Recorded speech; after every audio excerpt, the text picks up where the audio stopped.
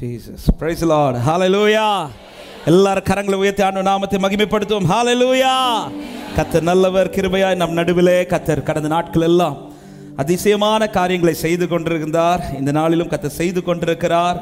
இந்த நாளிலும் கர்த்தர் நம்முடைய வாழ்க்கையிலே ஜெயத்தை காண பண்ணுவாராக. ஒவ்வொரு கூடாரத்திலும் கர்த்தர் சந்தித்து கர்த்தர் காரியங்களை வாய்க்க பண்ணுவாராக என்று ஆமென் மனதார வாழ்த்துகிறேன். ஆமென். பிள்ளைகளை கர்த்தர் இன்னொரு வீட்டில் போய் தட்டிட்டு நிற்க அப்பா விட மாட்டார். நீதிமான்களுடைய சந்ததியை அப்பத்திற்கு அலைந்து திரிய விடாத தெய்வத்தை தான் நான் ஆராதித்து கொண்டிருக்கிறேன் என்று சொல்றவங்க நல்ல கைகளை தட்டி ஹalleluya. ஆமென். இந்த நாளில் நான் கர்த்தருடைய வார்த்தை கேட்க போகிறோம். வார்த்தை கேட்பதற்கு முன்பாக அந்த பாடலை நாம் சேர்ந்து ஜெயமே என்று சொல்லி ஒரு விஷயம் கூட பாடி நாம் கர்த்தருடைய வார்த்தை கேட்கலாம். கர்த்தர் நல்ல கைகளை தட்டி சேர்ந்து ஆண்டவரை பாடி மகிமைப்படுத்துவோம். ஹalleluya. ஜெயமே ஜெயமே ஜெயமே ஜெயித்தவரால் நமக்கென்றும் ஜெயமே, இயேசு நாமத்தாலே என்றும் ஜெயமே, இனி தோல்வி நமக்கில்லை. ஜெயமே ஜெயமே ஜெயமே ஜெயமே ஜெயமே ஜெயித்தவரால் நமக்கென்றும் ஜெயமே, இயேசு நாமத்தாலே என்றும் ஜெயமே, இனி தோல்வி நமக்கில்லை. வெள்ளம் போல சத்துரு வந்தாலும் ஆவியானவர் கொடியேற்றுவார். வெள்ளம் போல சத்துரு வந்தாலும் ஆவியானவர் கொடியேற்றுவார். தண்ணீர்கள் உடைந்து ஓடுவது போல் சத்துருவை சிதறடிப்பார். தண்ணீர்கள் உடைந்து ஓடுவது போல் சத்துரு நல்ல கைகளை தட்டி ஜெயமே ஜெயமே ஜெயமே ஜெயமே ஜெயித்தவரால் நமக்கென்றும் ஜெயமே, இயேசு நாமத்தாலே என்றும் ஜெயமே, இனி தோல்வி நமக்கில்லை. ஜெயமே ஜெயமே. ஆமென். ஹalleluya. எங்களை ஜெயிக்க வைக்கிறவரே. ஆமென் ஆமென். தோல்வி நமக்கு சொல்லு. மரணமே மரணமே உன் கூரங்கே, பாதாளமே உன் ஜெயமெங்கே. மரணமே உன் கூரங்கே, பாதாளமே உன் ஜெயமெங்கே. சிலுவையில் இயேசு வெற்றி சிறந்தார், ஜீவனின் பலனுமானார். சிலுவையில் இயேசு வெற்றி சிறந்தார், ஜீவனின் சந்தோஷமாய் ஆர்ப்பரிப்போடே. ஜெயமே ஜெயமே ஜெயமே ஜெயித்தவரால் நமக்கென்றும் ஜெயம், இயேசு நாமத்தாலே என்றும் ஜெயமே, இனி தோல்வி நமக்கில்லை. ஜெயமே ஜெயமே ஜெயமே. ஆமென். ஜெயித்தவரால் நமக்கு ஜெயம். ஹalleluya. என்றும் ஜெயமே. நம்பிக்கையோட இந்த வார்த்தையை சொல்லுங்க. எதிர்ப்புகள் எத்தனை இருந்தாலும், எதிர்ப்புகள் எத்தனை இருந்தாலும் நாம் முன்னேற நம்மை நடத்துவார். எதிர்ப்புகள் எத்தனை இருந்தாலும் யுத்தத்தில் வல்லவர் பார்த்து கொள்வார், ஜெயத்தை நமக்கு தருவார்.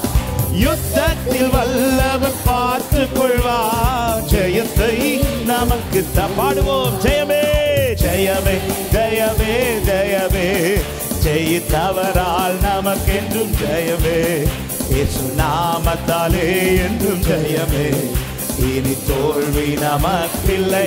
ஜெயமே ஜெயமே ஜெயமே. எங்களை ஜெயிக்க வைக்கிறவரே, உம்மை நாங்கள் உயர்த்துகிறோம்.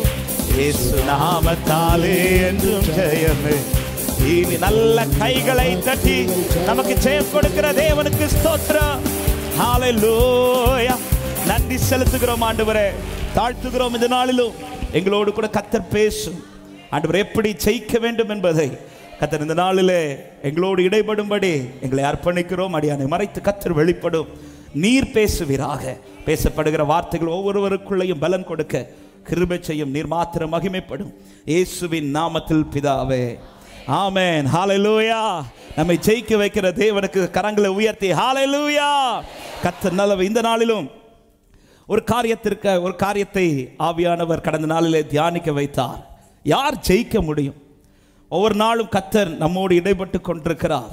ஜெயம் என்கிற வார்த்தையை கர்த்தர் தீர்க்க தரிசனமாய் தந்து சத்துரு வெள்ளம் போல வரும்போது ஆவியானவர் நமக்காய் கொடியேற்றி, ஆமென், அவர் ஜெயித்தது போல தம்முடையவர்களையும் ஜெயமாய் நிறுத்த என் ஆண்டவர் வல்லவராக இருக்கிறார்.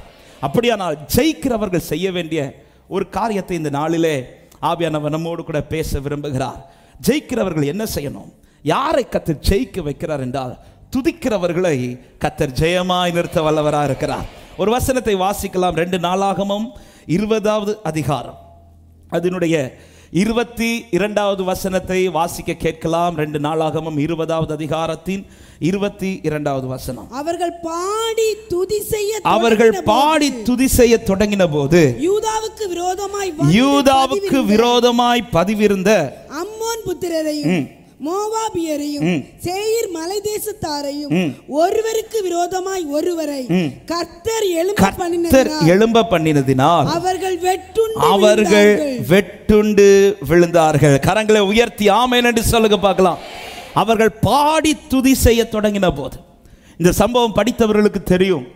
யோசபாத்துக்கு விரோதமாக, யூதாவின் ஜனத்துக்கு விரோதமாக ஒரு கூட்டம் ஜனங்கள், முதலாவது வசனம் சொல்லப்படுகிறது, மோவா புத்திரர், அம்மோன் புத்திரர், அவர்களோடு அம்மோனியருக்கு அப்புறத்தில் உள்ள மனுஷரும் கூட யோசபாத்திற்கு விரோதமாக யுத்தம் பண்ண வந்தார்கள். யுத்தம் பண்ண வந்த செய்தி யோசபாத்து கேள்விப்பட்டது, பயந்து தேவ சமூகத்தில் இருக்கிறான். இப்பொழுது கொஞ்ச நேரத்தில் ஆவியானவர் இறங்கி பேச துவங்குகிறார். இந்த யுத்தம் உங்களுடையதல்ல, இந்த யுத்தம் தேவனுடையது. தேவன் இந்த யுத்தத்தை சந்திப்பார், தேவன் உங்களை ரட்சிப்பார் என்று சொல்லி இப்படிப்பட்ட வார்த்தைகள் அவர்களுக்கு வந்ததும் யோசபாத் அதன் பிறகு என்ன செய்கிறான் என்றால், ஜனங்களை துதிக்கும்படி ஆயத்தப்படுத்துகிறான்.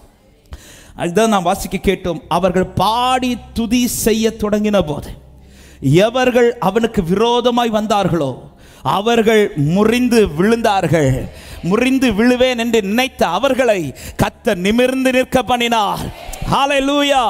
தேவனை ஆராதிக்கிறவன் ஒருவன் சரியாய் ஆராதிப்பானால் அவனுக்கு விரோதமாய் எழும்புகிற சத்துருவை ஆட்டங்காண வைப்பார் என் ஆண்டவர். ஆமென். தேவ ஜனம் ஆர்ப்பரித்தால் சத்துரு ஆட்டம் காண்பான். பக்கத்தில் பார்த்து சொல்லுங்க, நம்ம ஆர்ப்பரிச்சா நமக்கு முன்னாடி ஒருத்தனுக்கு ஆட்டம் உண்டா? ஆமென். இங்க நாமளே ஆடிட்டு இருந்தா அவன் ஆர்ப்பரிப்பான். ஹல்லேலூயா. தேவ ஜனம் ஆர்ப்பரித்தால் சத்துருக்கு ஆட்டம் உண்டாகும். தேவ ஜனம் ஆர்ப்பரித்தால் எரிகோல் ஆட்டம் உண்டாகும். தேவ ஜனம் ஆர்ப்பரித்தால் 7 மடங்கு அக்கினியில் ஆட்டம் உண்டாகும். தேவ ஜனம் ஆர்ப்பரித்தால் கோலியாத்துக்கு ஆட்டம் உண்டாகும். ஹல்லேலூயா. ஆர்ப்பரிக்கிறவன் ஜெயிப்பான், துதிக்கிறவன் ஜெயிப்பான். தேவன் நம்மை அதற்காக தான் ஏற்படுத்தியும் வைத்திருக்கிறார். கடந்த நாளில் இந்த வசனங்களை தியானிக்கும் போது ஆவியானவர் நமக்கு இந்த மாதம் கொடுக்கப்பட்ட வாக்குத்தத்த வார்த்தை ஏசாயா 59வது அதிகாரத்தின் 19வது வசனத்தை ஒரு விசை கூட நாம் வாசிக்கலாம். ஏசாயா 59:19.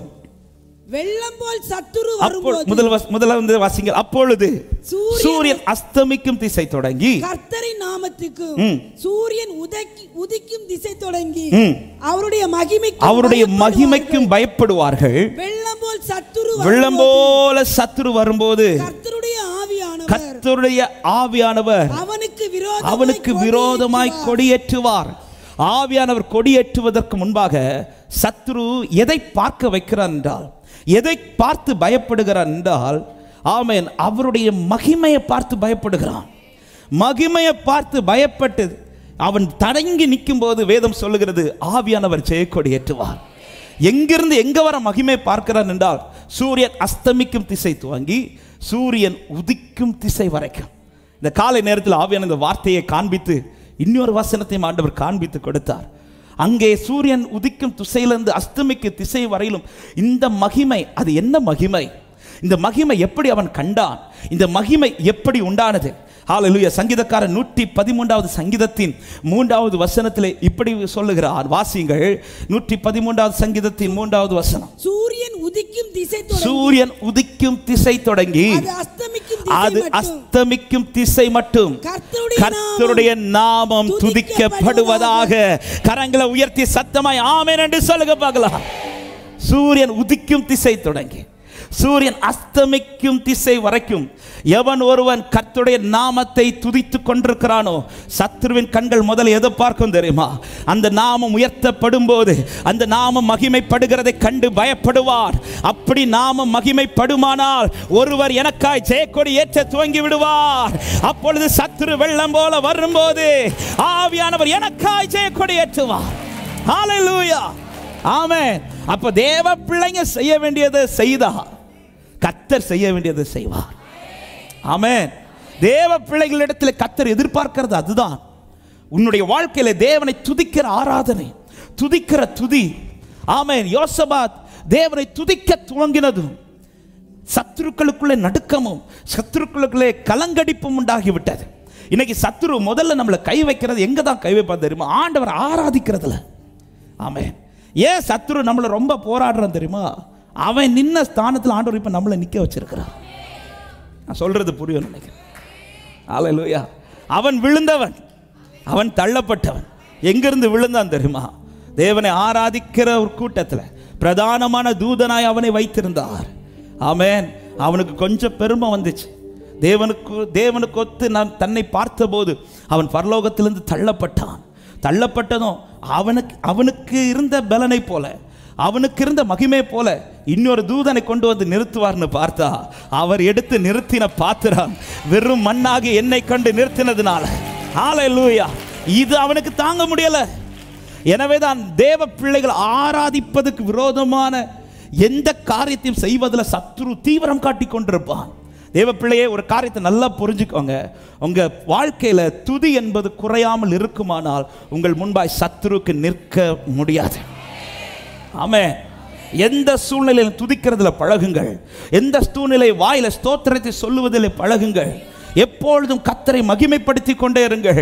எவன் ஒருவன் கர்த்தரை மகிமைப்படுத்தி கொண்டிருக்கிறானோ, வேதம் சொல்லுகிறது, சூரியன் உதிக்கும் திசை தொடங்கி அது அஸ்தமிக்கும் திசை மட்டும், அதாவது காலை முதல் இரவு வரை, நான் விழிக்கிறதுலேருந்து தூங்குறது வரை என் வாழ்க்கையில துதி எழும்பிக் கொண்டிருக்குமானால் சத்துரு அதை கண்டு பயப்படுவான். ஹல்லேலூயா, ஆமென்.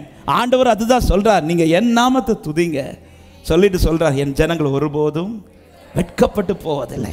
யோவேல் 2:27, கர்த்தருடைய நாமத்தை துதிப்பீர்கள். அப்பொழுது கர்த்தர் சொல்றார், என் ஜனங்கள் ஒருபோதும் வெட்கப்பட்டு போவது. 26வது வசனம், என் ஜனங்கள் வெட்கப்பட மாட்டாங்க. துதிக்கிறவங்களை கர்த்தர் வெட்கப்பட்டு போக விட மாட்டார். நான் துதிச்சதுனால, கர்த்தரை மகிமைப்படுத்துறதுனால வெட்கப்பட்டுட்டேன்னு இதுவரை கர்த்தர் யாரையும் சொல்ல விடவில்லை. ஆமென். சாத்ராக், மேஷாக், ஆபேத்நேகோ சிலைக்கு முன்பாய் நின்று சொல்லுகிறார்கள், நாங்கள் ஆராதிக்கிற தேவன் எங்களை தப்புவிக்க வல்லவர். கடந்த வருடம் முழுவதும் போன இடத்துலெல்லாம் ஆண்டவர் சொல்ல வச்ச வார்த்தை இது. ஆமென். அவர்களுக்கு எந்த வார்த்தையும் கொடுக்கப்படவில்லை. அப்பா, நீ தைரியமா நில்லு, இந்த சூழ்நிலை உன்னை ஒன்றும் சேதப்படுத்தாதுன்னு எந்த வார்த்தையும் கொடுக்கல. வார்த்தை இல்லாமலே அவனுக்கு நின்று துதிக்க முடியும்னா வார்த்தை இருக்கிற நாம எவ்வளோ துதிக்கணும். ஹல்லேலூயா. அப்படி நின்று துதிக்க துதிக்க துதிக்க அவனுக்கு முன்பாய் சோதனை குறையவில்லை. சத்துரு பிரச்சனை அதிகரித்து கொண்டு தான் இருந்தார். ஆமென். அவன் பிரச்சனை அதிகரிக்க இவன் ஆராதனை அதிகரிக்கிறான். இவன் ஆராதனை அதிகரிச்சதும் பிரச்சனையின் பலன் ஒன்றுமில்லாமல் போனது. கர்த்தருடைய நாமம் மகிமையாய் வெளிப்பட்டது. ஹல்லேலூயா. இங்கே யோசபாத் துதிக்க துவங்கினதும் வேதம் சொல்லுகிறது, அவர்கள் முறிந்து விழுந்தார்கள். கர்த்தருடைய நாமத்துக்கு மகிமை உண்டாவதாக. இந்த நாளிலும் துதிக்கிறவர்களிடத்தில் ஏன் துதிக்க வேண்டும்? 4 காரியங்களை நான் வேகமாய் சொல்றேன். முதலாவது, ஏன் நம்ம கர்த்தரை துதிக்கணும்? 2வது, எப்படி நாம் துதிக்கணும்? 3வது, யாருக்கு துதிக்க முடியும்? 4வது, துதிக்கிறவனுக்கு நடக்கிற காரியம் என்ன? இந்த 4 காரியங்களை வேகமாய் நேரத்திற்கு கருதி நான் சொல்லி ஜெபிக்க விரும்புகிறேன். முதலாவது, ஏன் துதிக்க? இங்கே இவர்கள் துதிக்க காரணம் என்ன? யோசபாத் அதுவரை துதிக்கவில்லை. இந்த செய்தி கேட்டதும், தனக்கு விரோதமாய் சத்துருக்கள் வருகிறார்கள் என்று செய்தி கேட்டதுமே துதிக்க துவங்கல. வேதம் சொல்லுகிறது, வாசிக்கலாம், 2-3 வசனங்களை வாசிங்கள். சிலர் வந்து யோசபாத்தை நோக்கி, உமக்கு விரோதமாய் ஏராளமான ஜனங்கள் கடலுக்கு அக்கறையில் இருக்கிற சீரியாவிலிருந்து வருகிறார்கள். இதோ அவர்கள் எங்கேதியாகிய ஆசாசோன் தாமாரில் இருக்கிறார்கள் என்று அறிவித்தார்கள். 3வது வசனம். அப்பொழுது யோசபாத் பயந்து கர்த்தரை தேடுகிறதற்கு ஒருமுகப்பட்டு யூதாவெங்கும் உபவாசத்தை கூறுவித்தான். ஆரம்பத்திலே ஆராதிக்க துவங்கல, ஆரம்பத்திலே துதிக்க துவங்கல. தனக்கு விரோதமாய் சத்துருக்கள் படையெடுத்து நிற்கிறார்கள் என்று தெரிந்ததுமே யோசபாத்துக்குள்ள பயம் உண்டாகிவிட்டது. இந்த பயம் வந்ததும் அவனுக்கு துதிக்கிறதுக்கு வரல. அவன் என்ன செய்கிறான் என்றால், ஜனத்தை உபவாசத்தை கூறுவிக்கிறான். தேவ சமூகத்திலே இருந்து புலம்ப துவங்குகிறார்கள், அழ துவங்குகிறார்கள். நாம் கீழே வாசித்தீங்கன்னா தெரியும், நிற்க பலனில்லை ஆண்டவரே என்று சொல்லி, தன் முற்பிதாக்களுக்கு நீர் இப்படியெல்லாம் வாக்கு கொடுத்திருக்கிறேன் என்று சொல்லி யோசபாத் அழ துவங்குகிறான். ஆரம்பத்தில் துதிக்க துவங்கல. ஆனால் பிற்பாடு இந்த யோசபாத் அதே அதிகாரத்தில் சத்துருக்களை சந்திப்பதற்கு முன்பாக துதிக்க காரணம் என்ன தெரியுமா? யோசபாத்தின் காதில் ஒரு செய்தி வந்து விட்டது. என்ன செய்தினா, யோசபாத்தே உன் கூட கர்த்தர் இருக்கிறார் என்ற செய்தி. ஆமென், ஹல்லேலூயா. ஆரம்பத்தில் யுத்தம் வருது, எனக்கு முன்னாடி சத்துருக்கள் எழும்பி இருக்கிறார்கள் என்று தெரிந்ததும் யோசபாத்து என்ன கன்ஃபர்மேஷன் கிடைக்கலனா, என் கூட கர்த்தர் இருக்கிறாராங்கிற கன்ஃபர்மேஷன், என் கூட கர்த்தர் இருக்கிறாராங்கிற கன்ஃபர்மேஷன். அதனால ஃபர்ஸ்ட் என்ன பண்றான், உட்கார்ந்துட்டான். தனக்குள்ளே பயம் எழும்பினதும் உட்கார்ந்துட்டான். ஒருத்தங்களுக்குள்ள பயம் வந்துச்சுன்னா துதிக்க முடியாதுங்க. ஒருத்தங்களுக்குள்ள கலக்கம் வந்துச்சுன்னா துதிக்க முடியாது. ஒருத்தங்களுக்குள்ள நம்பிக்கை அற்று போகிறது போல வந்துச்சுன்னா துதிக்க முடியாது. யோசபாத் உடனே என்ன செய்கிறான், உட்கார்ந்துட்டான். எங்க உட்கார்றானா, எங்கேயோ போய் அல்ல, சமூகத்தில் உட்கார்ந்துட்டான். எதற்காக உட்கார்ந்தானா, ஒண்ணே ஒன்று கன்ஃபார்ம் பண்ணிங்க, ஆண்டவரே நீங்க என் கூட இருக்கிறீங்களா, நீங்க இருக்கிறீங்களா, நீங்க இருக்கிறீங்களா. அவர் இருக்கிறார் என்று இப்பொழுது ஆவியானவர் அந்த கூட்டத்தில் இருக்கிற ஒருவன் மேல் இறங்கி 14வது வசனத்தில் சொல்லப்படுகிறது, எகாசியேல் என்னும் ஆசாபின் புத்திரரில் ஒருவனான லேவியன் மேல் கர்த்தருடைய ஆவி இறங்கினதினால் அவன் சொன்ன வார்த்தைகள். 15வது வசனத்தை வாசியுங்கள். சகல யூதா கோத்திரத்தாரே, எருசலேமின் குடிகளே, ராஜாவாகிய யோசபாத்தே, கேளுங்கள். நீங்கள் அந்த ஏராளமான கூட்டத்திற்கு பயப்படாமலும் கலங்காமலும் இருங்கள் என்று கர்த்தர் உங்களுக்கு சொல்லுகிறார். இந்த யுத்தம் உங்களுடையதல்ல, இந்த யுத்தம் தேவனுடையது என்றார். 17வது வசனத்தில் சொல்றார், இந்த யுத்தத்தை பண்ணுகிறவர் நீங்கள் அல்ல, யூதா மனுஷரே, எருசலேம் ஜனங்களே, நீங்கள் தரித்து நின்று கர்த்தர் உங்களுக்கு செய்யும் ரட்சிப்பை பாருங்கள் என்றார். கடைசி வார்த்தை, கர்த்தர் உங்களோட இருக்கிறார் என்றான். அவ்வளவுதான். இந்த செய்தியை கேட்டதும் யோசபாத் எதுக்கு ப்ரிப்பேர் ஆயிட்டார் தெரியுமா? அதன் பிறகு ஜெபிப்பதற்கல்ல, அதன் பிறகு துதிப்பதற்கு. இருக்கிறார் என்கிற கன்ஃபர்மேஷனை பெறுவதற்கு அவன் சமூகத்தில் அமருகிறான். இருக்கிறார் என்று தெரிந்ததும் ஜெயிப்பதற்காக அவன் துதிக்க துவங்குகிறான். ஹல்லேலூயா, ஆமென். இருக்கிறார் என்கிற கன்ஃபர்மேஷன் எனக்கு உண்டாகணும்னா அப்பா சமூகத்தில் உட்கார்ந்துடணும். ஆமென். அவர் இருக்கிறார்னு தெரிஞ்ச பிறகு நான் பயந்து திரும்ப நான் உட்கார்ந்துட்டு இருப்பேன். ஆண்டவருக்கு நீ ஏன் பயப்படுறேன்னு கேட்பார். சீஷர்களை 2 காரியத்தை சந்திக்க வச்சார். ஒரு காரியம், இயேசு அவர்களோடு கூட படகுல போறார். முதல் முறை அப்பொழுது இயேசு படகுல தான் இருக்கிறார், ஆனால் பின்னாடி தூங்கிட்டு இருக்கிறார். அப்பொழுது காற்று அடிக்கிறது, அலை எழும்புகிறது, படகு மோதுகிறது. இப்பொழுது சீஷர்கள் படகு மூழ்கிற தருவாய் வந்தபோது ஆண்டவர் தட்டி எழுப்புறாங்க. ஆண்டவரை நாங்கள் மடிந்து போகிறது குறித்து உமக்கு கவலை இல்லையான்னு சொல்லி ஆண்டவரை தட்டி எழுப்புனதும் ஆண்டவர் எழும்பி கேட்ட முதல் வார்த்தை என்ன, ஏன் பயப்படுகிறீர்கள் அப்படின்னு கேட்டார்.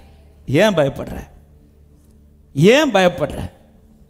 இதே சிச்சுவேஷன் அடுத்த ஒரு முறை வருது. இப்பொழுது இயேசு அந்த படகில் இல்லை. சீஷர்களை அவர் அக்கறைக்கு போகும்படி துரிதப்படுத்தி அனுப்புகிறார். அதே போல் நடுக்கடல் வந்தபோது அவர்கள் இதற்கு முன்பாய் சந்தித்த அதே பிரச்சனையை இப்போ சந்திக்கிறாங்க. நமக்கு தெரியும், அவர்கள் தண்டு வலிக்கிறதில் வருத்தப்படுகிறதை கண்டு இயேசு அவர்கள் நடுவிலே நடந்து வந்தார். அவர் வருகிறதை பார்த்து இயேசு என்று தெரியாமல் அவர்கள் ஆவேசம் என்று கத்தினார்கள். உடனே ஆண்டவர் ஏன் பயப்படுகிறீங்கன்னு கேட்கல, நான் தான் பயப்படாதிருங்கள் என்றார். ஏன் அந்த சூழ்நிலைக்கு இந்த சூழ்நிலைக்கு வித்தியாசம்? அங்கே ஏன் பயப்படுகிறீங்கன்னு கேட்டார், இங்கே பயப்படாதீங்கன்னு சொல்றார். ஏன்னா அந்த டைம் படகுல இயேசு இருந்தார். இயேசு இருந்தார். இயேசு இருக்கும்போது நீ புலம்பக்கூடாது, நீ ஆர்ப்பரிக்கணும். ஆமென். இயேசு இல்லைன்னா நீ பயப்படுறதுக்கு காரணம் இருக்கு. இயேசு இல்லைன்னா நீ கலங்குறதுக்கு காரணம் இருக்கு. என் ஆண்டவர் சாகல, என் ஆண்டவர் இன்னைக்கு உயிரோட தான் இருக்கிறார் சொல்றவங்க மாத்திரம் கரங்களை தட்டி ஆண்டவருக்கு மகிமை செலுத்துக பார்க்கலாம். ஹல்லேலூயா. என் ஆண்டவர் ஜீவனோடு இருக்கிறார். ஆமென். அவர் இருக்கிறார். யோசபாத்துக்கு அதுவரை பயம். என் கூட கர்த்தர் இருக்கிறாரா இந்த சிச்சுவேஷன்ல, என் கூட கர்த்தர் இருக்கு, இதை தெரியறது வரை யோசபாத்துக்கு பயம் இருந்தது. எனவேதான் அவன் ஆர்ப்பரிப்பதற்கு முன்பாக என்ன செஞ்சான்? அமர்ந்துட்டான். அப்பா சமூகத்தில் அமர்ந்துருங்க. என்னால் ஆர்ப்பரிக்க முடியலனா எனக்குள்ள என்ன கேள்வி வந்துச்சுன்னா, என் கூட கர்த்தர் இருக்கிறாராங்கிற கேள்வி.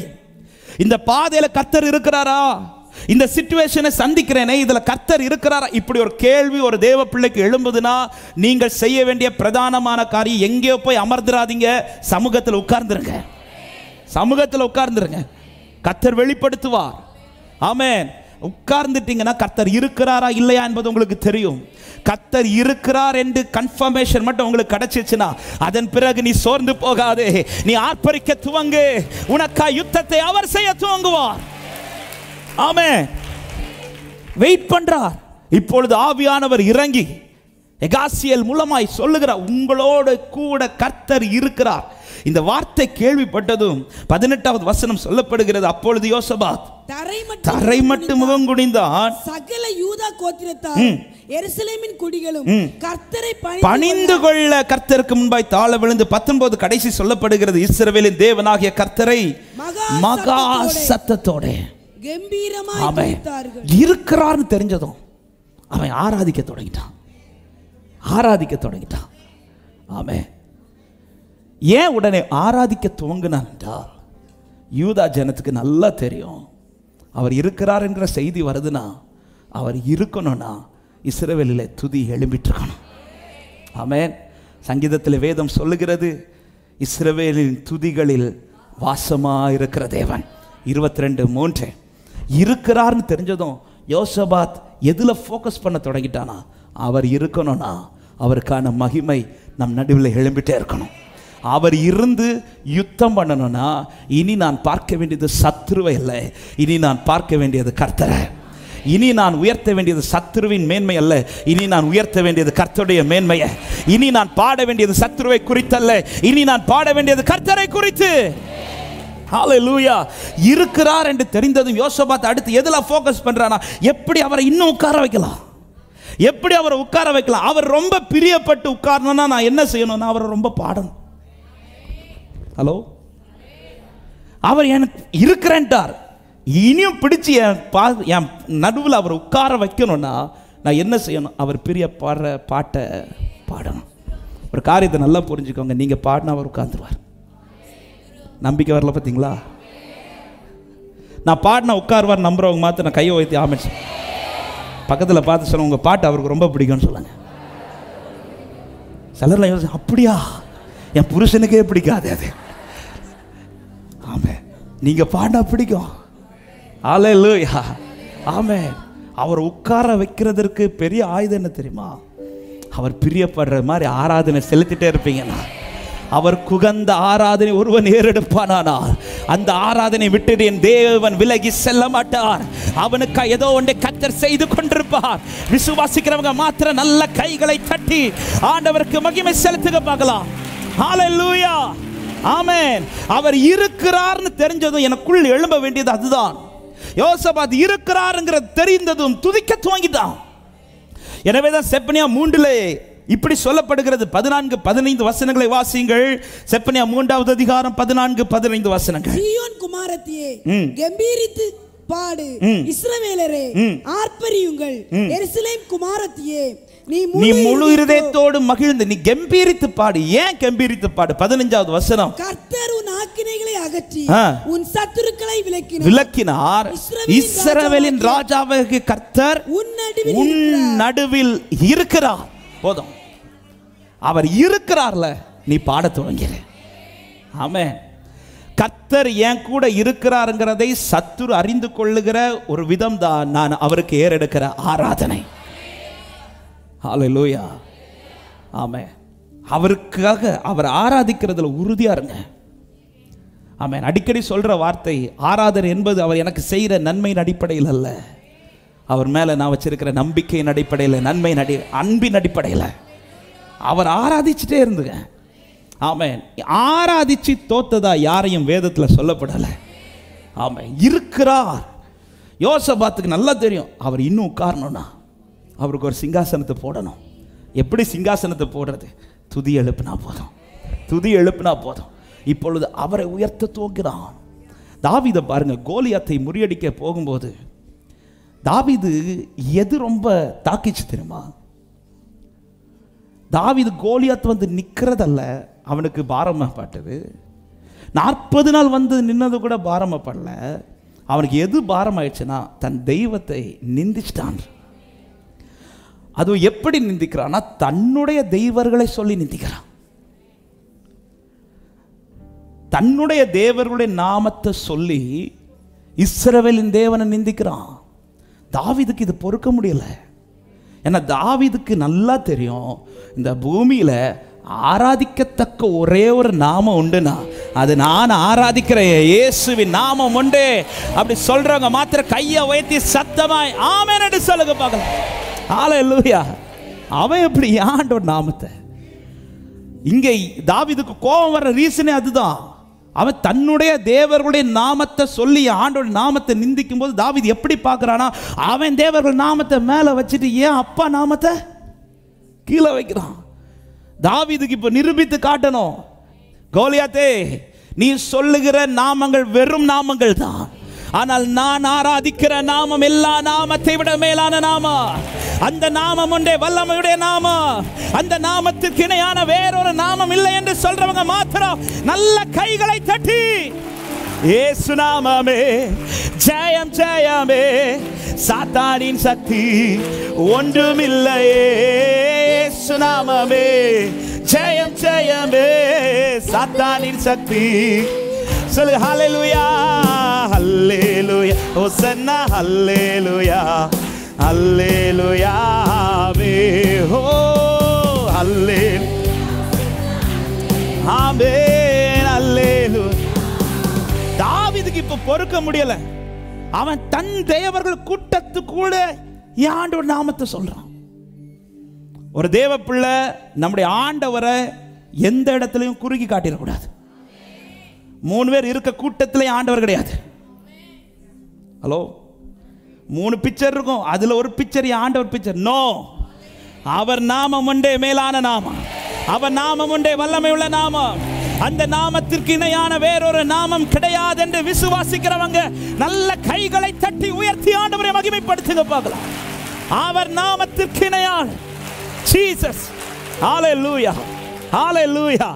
எத்தனை நாமங்கள் இந்த பூமியிலே சொல்லப்பட்டு கொண்டிருந்தாலும் ஒரே ஒரு நாமமே வல்லமையுடையது, ஒரே ஒரு நாமமே ஜெயித்தது, ஒரே ஒரு நாமமே ஆராதனைக்குரியது, ஒரே நாமமே துதிக்கப்படத்தக்கது. என் இயேசுவின் நாமம் ஒன்றே, ஜீசஸ். ஹல்லேலூயா. நமக்கு கிடைச்ச பாக்கியம் என்ன தெரியுமா? உண்மையான தெய்வத்தை ஆராதிக்கிற பாக்கியம். ஆமென் ஹல்லேலூயா. இந்த பூமியிலே விசேஷமாக நம்முடைய தேசத்தில் அநேக ஆராதனைகள் எழுந்து கொண்டிருக்கிறது. எழும்பட்டும். ஆனால் ஒரே ஒரு ஆராதனை தான் அங்கீகரிக்கப்பட்டு கொண்டிருக்கிறது. ஒரே ஒரு ஆராதனை, உண்மையான ஆராதனை தேசத்தில் வெளிப்பட்டு கொண்டிருக்கிறது. அது தேவ ஜனங்கள் ஏறெடுக்கிற ஆராதனை என்று விசுவாசிக்கிறவங்க மாத்திரம் நல்ல கைகளை தட்டி ஆமென் சொல்லுங்க பார்க்கலாம். ஆமென் ஜீசஸ். ஆனால் ரொம்ப வேதனை தெரியுமா?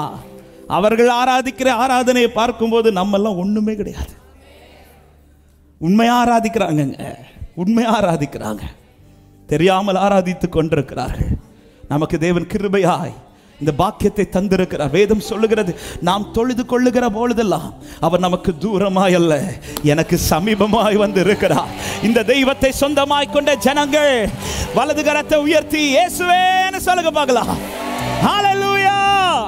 உயர்த்துங்கள் அவர் நாமத்தை, உயர்த்து பறைசாற்றுங்கள் அவர் நாமத்தை. நாம் ஒருமித்து அவர் நாமத்தை மகிமைப்படுத்துவோம். ஆமென். தேவனை ஆராதிக்கும் போது என் இருதயம் கொழுந்து விட்டு எரியணும். ஹல்லேலூயா. ஒருவேளை நான் சோர்ந்து படுத்திருந்தாலும் ஆராதனைன்னு சொன்ன உடனே என் உள்ளம் வந்து கொழுந்து விட்டு எரியணும். ஆமென். 18 வருஷம் கூனியா இருந்த ஸ்திரீ ஹல்லேலூயா. ஒவ்வொரு ஞாயிற்றுக்கிழமை ஆராதனைக்கு வாரா. அதான் நீ ஆராதனைக்கு போய் ஒவ்வொரு நாளும் கூனி ஆயிட்டு தானே இருக்கிற. உனக்கு கொஞ்சம் கூட நிமிர முடியலையே. அப்படியும் ஏன் நீ ஆராதிக்க போற? ஆண்டவர் ஒருத்தர் தான் ஆராதனைக்குரியவர். ஆராதனைக்குரியவர் அவர் இருக்கிறார் என்று யோசபாத் கேள்விப்பட்டதும் யோசபாத் அவரை தக்க வைக்க என்ன செய்கிறார்? அவர் இருந்து அவருக்குன்னு ஒரு சிங்காசனத்தை போட்டு உட்கார வைக்கிறதுக்கு யோசபாத்துக்கு தெரியும். ஏன்னா யூதா ஜனம் அல்லவா. யூதா என்றாலே கர்த்தரை துதிக்கிற கூட்டம். அந்த ஜனத்துக்கு தெரியும், என் அப்பாவை உட்கார வைக்க நான் துதிக்க தொடங்கிட்டா போதும். தேவனை ஆராதிக்கிறவன் வாழ்க்கையில் தேவன் வாசமா இருப்பார். ஹல்லேலூயா. ரெண்டாவது ஏன் இவங்க துதிக்கிறாங்கன்னா, உங்களுக்கு காதில் கேட்கப்பட்ட செய்தி என்னவென்றால், ஆவியானவர் என்ன சொல்லிட்டார்னா, உபவாசம் கூறும்படி கூடியிருந்தவன், ஜெயம் கிடைக்குமோ கிடைக்காதோ என்கிற கேள்வியோடு இருந்தவன், இப்பொழுது அவன் காதில் கேட்கப்பட்ட வார்த்தை 17வது வசனம் ஒரு விசை கூட வாசிங்கள். 20:17. இந்த யுத்தத்தை பண்ணுகிறவர்கள் நீங்கள் அல்ல, யூதா மனுஷரே, எருசலேம் ஜனங்களே, நீங்கள் தரித்து நின்று கர்த்தர் உங்களுக்கு செய்யும் ரட்சிப்பை பாருங்கள் என்றார். போதும். என்ன ரிசல்ட் வந்துருச்சுன்னா, இந்த யுத்தத்தில் உன் தலை வெட்டப்படாது, உன் தலை நிமிரப்படும் என்ற வார்த்தை. உனக்கு ரட்சிப்பு நிச்சயம் சொல்லிட்டார். கர்த்தர் இதை செய்வார் சொல்லிட்டார். கர்த்தர் கொடி ஏற்றுவார் சொல்லிட்டார். இதை கேட்டதும் யோசபாத் அதன் பிறகு புலம்புவதற்கல்ல ஆர்ப்பரிக்க துவங்குகிறான். ஆமென். நிறைய கேம்ஸ் நம்முடைய தேசத்தில் நடக்குது. கிரிக்கெட்டு, ஃபுட்பால் இதெல்லாம் நடக்குது. ஒவ்வொரு தேசத்தை சார்ந்தவர்கள் விளையாடுவார்கள். ஒவ்வொரு தேசத்தை சார்ந்தவர்கள் விளையாடும் போது அந்த தேசத்தில் உள்ள ஜனங்கள் அதை பார்க்க அந்த ஸ்டேடியம் போவாங்க. தன்னுடைய தேசத்திலிருந்து விளையாடுறவங்க நல்லா விளையாடும் போது ஆர்ப்பரிக்கிற சத்தம். ஆமாம், சிலருக்குலாம் என்ன நடக்குதுன்னு புரியாது. ஆனாலும் எதிர் டீம் 4 அடித்தாலும் இவங்க ஆர்ப்பரிப்பாங்க. அதே போல் ஒரு கூட்டம் ஆர்ப்பரிக்கும். மேட்ச் முடிகிற டைம் வரும்.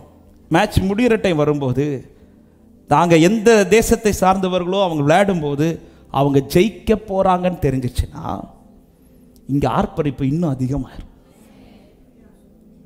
சிலர் சொல்கிறீங்க, நான் கிரிக்கெட்லாம் பார்த்தது இல்லை பிரதர். நீங்கள் பார்க்க வேண்டாம், நான் சொல்கிறத அப்படி கேட்டா. இவங்க ஜெயிக்க போகிறாங்க, இன்னும் 2 பாலில் அல்லது 1 ஓவரில் இவங்க ஜெயிப்பாங்கங்கிற கன்ஃபர்மேஷன் ஆகிடுச்சுன்னு வச்சுக்கோங்களேன். ஜெயிப்பாங்களா ஜெயிக்க மாட்டாங்களான்னு வரும்போது தான் ஜனங்களுக்குள்ளே பயங்கர குழப்பம் வரும். சிலர்லாம் அப்படியே எதிர்பார்த்துருப்பாங்க. ஆனால் ஜெயிப்பாங்கங்கிற கன்ஃபர்மேஷன் மட்டும் இருந்துச்சுன்னா அவங்க ஜெயிக்கிறதுக்கு முன்னாடியே ஆர்ப்பரிப்பை அதிகப்படுத்திடுவாங்க. ஹல்லேலூயா.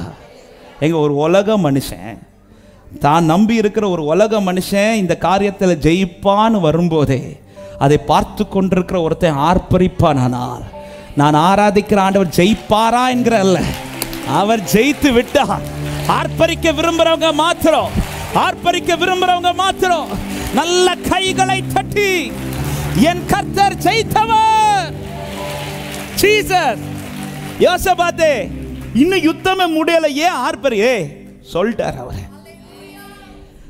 ஆகஸ்ட் மாதத்தில் நீங்க இப்படி ஒவ்வொரு நாள் வரும்போது சொந்தக்காரன் கேட்பாங்க, இன்னும் யுத்தமே முடியல, என்ன நீ சந்தோஷமா ஆர்ப்பரிக்கிற?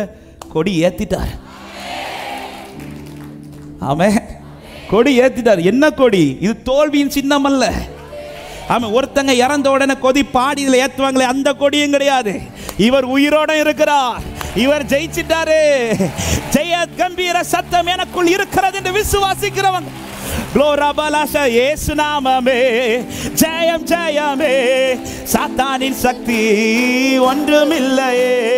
இயேசு நாமமே ஜெயம் ஜெயமே, சாத்தானின் சக்தி ஒன்றுமில்லையே. ஹல்லேலூயா ஹோசன்னா, ஆமென். ஹல்லேலூயா ஆமென். ஹல்லேலூயா ஆமென். ஒரு செகண்ட் சொல்லுங்க, இயேசு நாமமே இயேசு நாமமே ஜெயம் ஜெயமே, சாத்தானின் சக்தி ஒன்றுமில்லையே. இயேசு நாமமே க்ளோரபலா ஷதரபலா கதரியாதரா. ஹல்லேலூயா ஹல்லேலூயா ஹோசன்னா, ஆமென். ஹல்லேலூயா ஆமென்.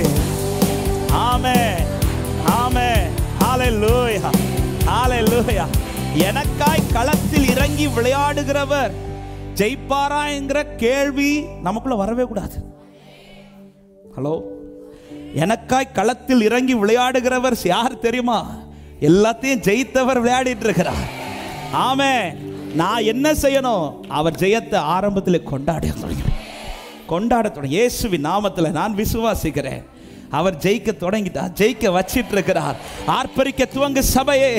இந்த மாதத்திலே உன் கண்களிலே கத்த சிலுவைகளை பிடிக்க வைப்பாராக, பிடிக்க வைப்பாராக, பிடிக்க வைப்பாராக. உன்னோடு போராடினவனை நீ தேடியும் காணாதிருப்பார். உனக்கு விரோதமாய் வந்தவர் 7 வழியாய் திரும்பி போகிறார்.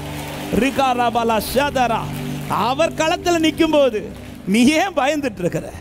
அவர் களத்தில் நிற்கும் போது, அவர் களத்தில் வர்றது வரை நீ பயந்து ஓகே, அவர் களத்தில் வருவாரா என்கிற கேள்வி இருக்கும்போது பயந்து ஓகே. அதான் சொல்லிட்டார்ல, நான் உனக்காய் ஜெயக்கொடி ஏற்றுகிறேன், நான் உனக்காய் யுத்தம் பண்ணுகிறேன். முத நாளே கர்த்தர் பேசினாரே, கர்த்தர் உங்களுக்காய் யுத்தம் பண்ணுவார் என்று. ஹல்லேலூயா, ஆமென். ஆண்டவர் சொல்றார். யோசபாத் இதை கேட்டதும் அதன் பிறகு அவனுக்கு பயம் இல்ல, எழும்பி ஆர்ப்பரிக்கிறான். ஜனத்தை அதற்கு நேராக ஆயத்தப்படுத்துகிறார். தேவனை உயர்த்துகிற அந்த ஆராதனையை எல்லா ஆயுதங்களுக்கு முன்பாக நிறுத்துகிறான்.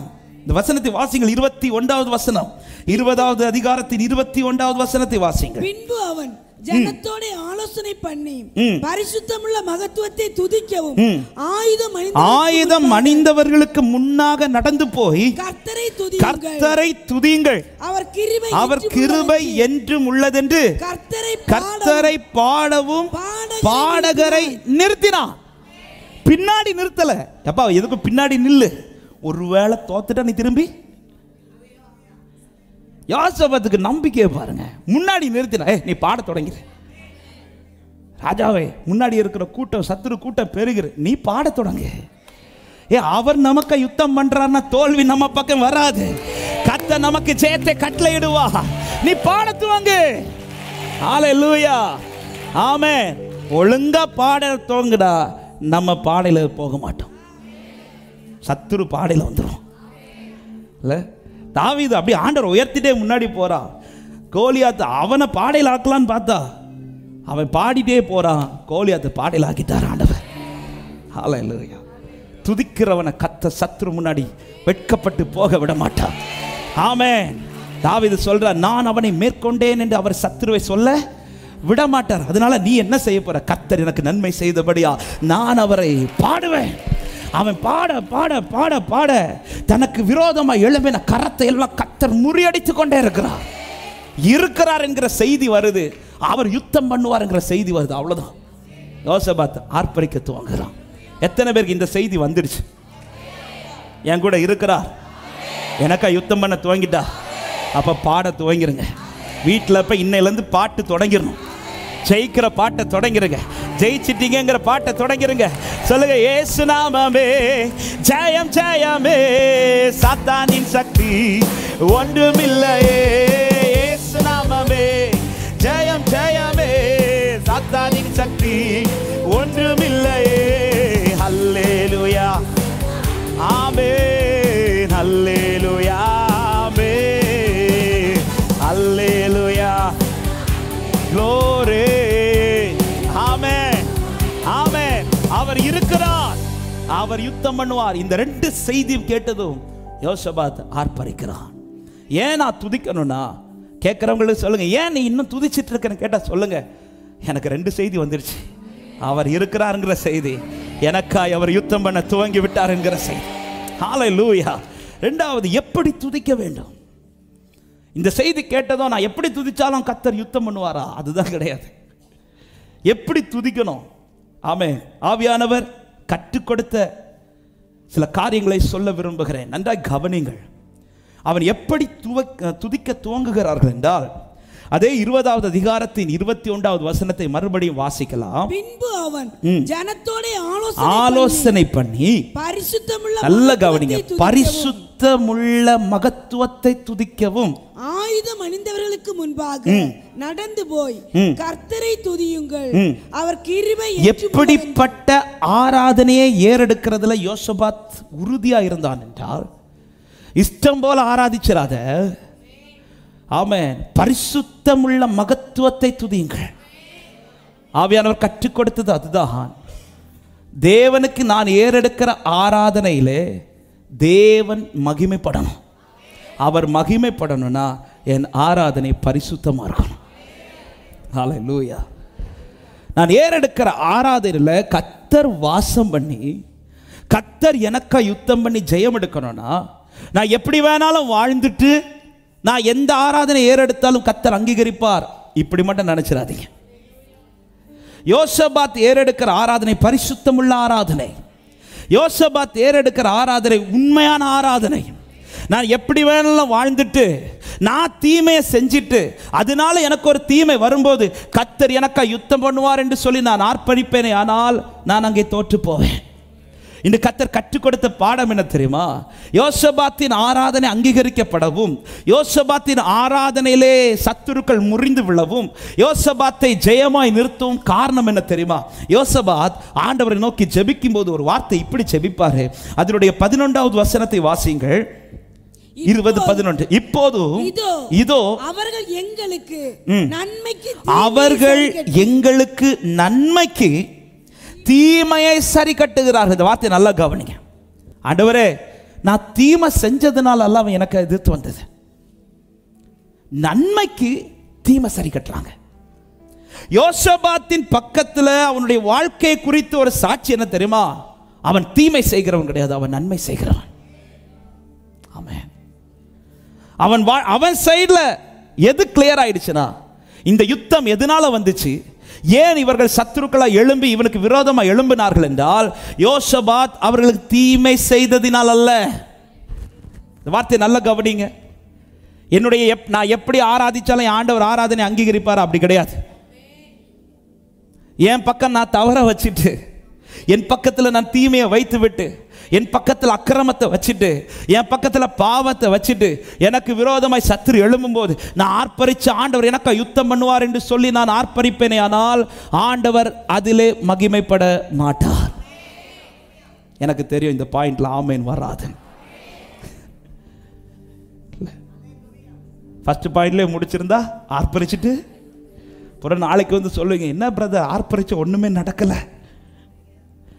யோசபாத்தின் ஜெபத்தில் ஒரு ஜெபம், நான் நன்மை செஞ்ச ஆண்டவரே, அவன் தீமை செஞ்சான்.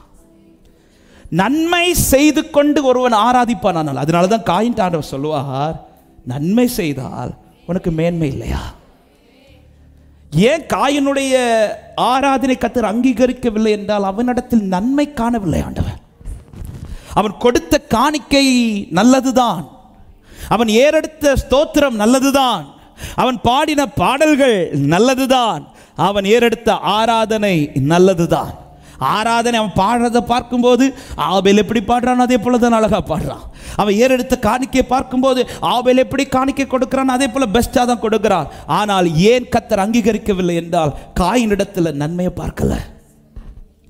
யோசபாத்து ஆராதிக்கும் போது அத்தனை சத்துருக்களை கர்த்தர் முறியடிக்க காரணம், யோசபாத்துக்கு விரோதமாய் வந்த இந்த யுத்தம் யோசபாத் செய்த தீமை நிமித்தம் அல்ல, யோசபாத் நன்மை செய்த நிமித்தம் வந்தது. அப்ப நான் ஆராதனை ஏறெடுக்கும் போது கர்த்தர் என்ன பார்க்கிறார், என்ன பார்க்கிறார். அதனாலதான் யோசபாத் சொல்றார், பரிசுத்தமுள்ள மகத்துவத்தை துதிங்க. ஆமென். பரிசுத்தமா ஆராதிக்கணும்.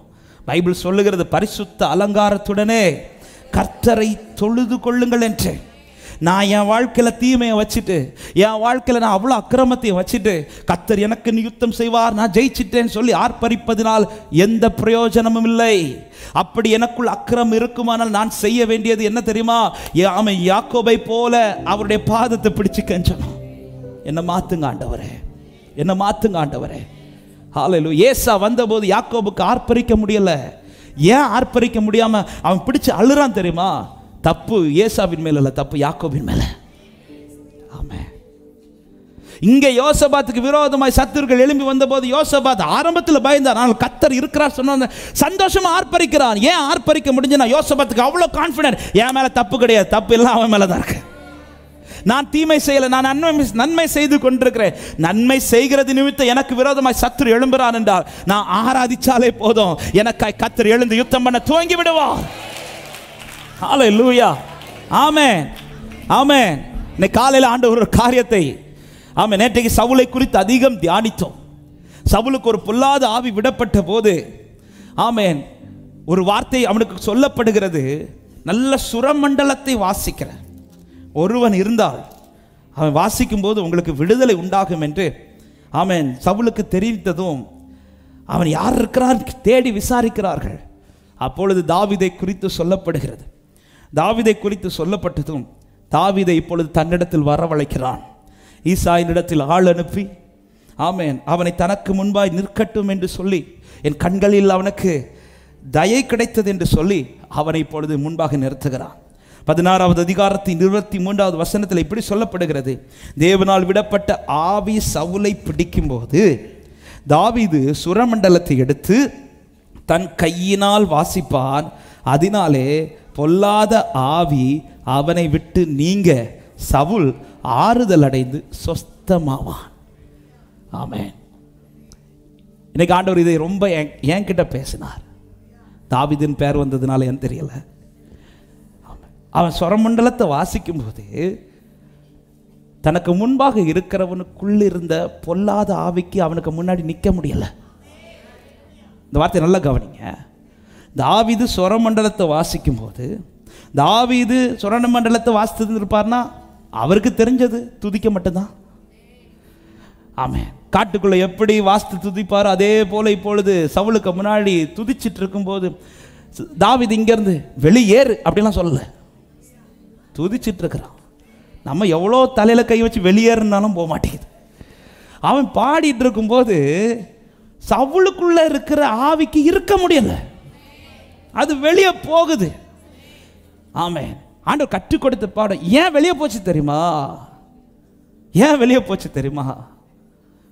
சவுலுக்கு தாவீதுக்கு மேல விரோதம் உண்டு, ஆனா தாவீதுக்கு சவுல் மேல விரோதம் கிடையாது.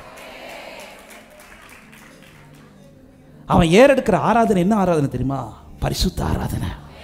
அவன் ஏறெடுக்கிற ஆராதனை என்ன ஆராதனை தெரியுமா? நன்மையான ஆராதனை. எதுக்கு தாவீதே நீ வாசிக்கிறேன்னு கேட்டா நேரம்போக்குக்கு வாசிக்கிறேன்னு சொல்ல மாட்டார். எதுக்கு வாசிக்கிறேன் தெரியுமா? சவுலுக்குள்ள இருக்கிற ஆவி வெளியேறணும். அவனுக்கு நன்மை செய்ய துடிச்சு ஒருத்தன் ஆராதிச்சுட்டு இருக்கும்போது அவனுக்கு முன்னாடி பொல்லாத ஆவிக்கு இருக்க முடியவில்லை. ஹல்லேலூயா. நன்மை உள்ள இருதயத்தோடு ஒருவன் ஆராதிப்பானால் அவனுக்கு முன்பா எந்த சத்துருவுக்கும் நிற்க முடியாது. அவனை விட்டு கர்த்தர் அவனை விரட்டி அடிப்பார். ஜீசஸ், நான் இவ்வளோ ஆராதிச்சோம், எனக்கு முன்னாடி ஒரு வே ஓப்பன் ஆகலைன்னா சம்திங் ராங். என்னை நான் சீர்தூக்கி பார்க்கணும். தாவீது சுரமண்டலத்தில் வாசித்துட்டு இருக்கும்போது அவன் வாசிக்க துவங்கினோம். எப்பெல்லாம் அது வருதோ அவன் வாசிக்க துவங்கினோடனே அவனுக்கு முன்னாடி நிற்க முடியல. ஆமென். ஒருவேளை தாவீதும் சவுல் எப்படி விரோதித்து இருந்திருந்தானோ அப்படியே தாவீதும் விரோதத்தோடு இந்த இன்ஸ்ட்ருமெண்டை வாசித்து இருந்திருப்பானால் ஆவிக்குரிய கண்ணோட்டத்தோட சொல்றேன், அவனுக்கு வாசிக்க மட்டும்தான் முடிஞ்சிருக்கும், அந்த ஆவி போயிருக்காது. அவனுக்குள்ள நன்மையான இருதயம் இருந்ததுனால அவன் கை வைக்கிற இடத்திலெல்லாம் கர்த்தர் அதிசயத்தை காண பண்ணி கொண்டிருந்தான். அவன் வாசிக்கும் போது அவன் துதிக்கும் போது விடுதலை உண்டாகுது. இயேசுவின் நாமத்தில் ஒரு காரியத்தை தைரியமாய் சொல்லுகிற அன்பு தேவ ஜனமே, உங்க இருதயத்தில் எந்த கசப்பும் இல்லாமல், வைராக்கியம் இல்லாமல், அக்கிரமம் இல்லாமல், ஆமென், பரிசுத்த உள்ளத்தோடு நீங்கள் ஆராதிப்பீர்களானால் நீங்க எங்க இருந்தாலும் ஒரு அற்புதத்தை கர்த்தர் காண பண்ணி கொண்டே இருப்பார். அது சிறைச்சாலையானாலும் அதிரும், அது அக்கினி ஆனாலும் மகிமை உண்டாகும். உங்களுக்குள்ளே பரிசுத்தமான ஆராதனை வெளிப்படுவதாக. காரணம், நான் ஆராதிக்கிறவர் அவர் ஆராதனைக்குரியவர் மாத்திரமல்ல, அவர் பரிசுத்தம் உள்ள தெய்வம். ஆமென். யோசபாத்தை குறித்து வேதம் சொல்லுகிறது, அவன் கர்த்தரை பரிசுத்தத்தோடு ஆராதித்தான். பரிசுத்தமா. அதனாலதான் ஜனங்கள்ட்ட சொல்ற, சும்மா ஆராதிச்சிடாதீங்கப்பா, வாய்க்கு வந்த மாதிரி எல்லாம் பாடிராத. இன்னைக்கு சபையில எப்படி எல்லாம பாடுறாங்க, வாய்க்கு வந்த மாதிரி பாடுறாங்க இல்ல, சினிமா பாட்டே சபையில பாடி ஆராதிக்கிறாங்க. கர்த்தர் பார்க்க மாட்டார். பரிசுத்தமாய் ஒருவன் ஆராதிப்பானானால் அவனுக்கு ராகம் வரணும்னு அவசியம் கிடையாதுங்க, அவனுக்கு தாளம் வரணும்னு அவசியம் கிடையாதுங்க. ஆனா அவனுக்கு முன்பாய் சத்துருக்கு நிற்க முடியாது, அவனுக்கு முன்பாய் சத்துருக்கு நிற்க முடியாது. ஆவியானவர் அவனுக்காய் ஜெயக்கொடி ஏற்றுவார். ஹல்லேலூயா. சுரமண்டலத்தை வாசி. விரோதத்தை வச்சுட்டு ஆராதிக்க வந்துட்டேன்னு வச்சுக்கோங்களேன், ஒரு கிரியை நடக்காது. எனக்குள்ள அக்கிரமத்தை வச்சுட்டு ஆராதிக்க வந்த ஒரு கிரியை நடக்காது. ஹல்லேலூயா. ஆமென். எனக்குள்ளே கசப்பை வச்சுட்டு நான் ஆராதிப்பேனே, ஆனால் ஆண்டவர் என் பக்கமே வர மாட்டார்.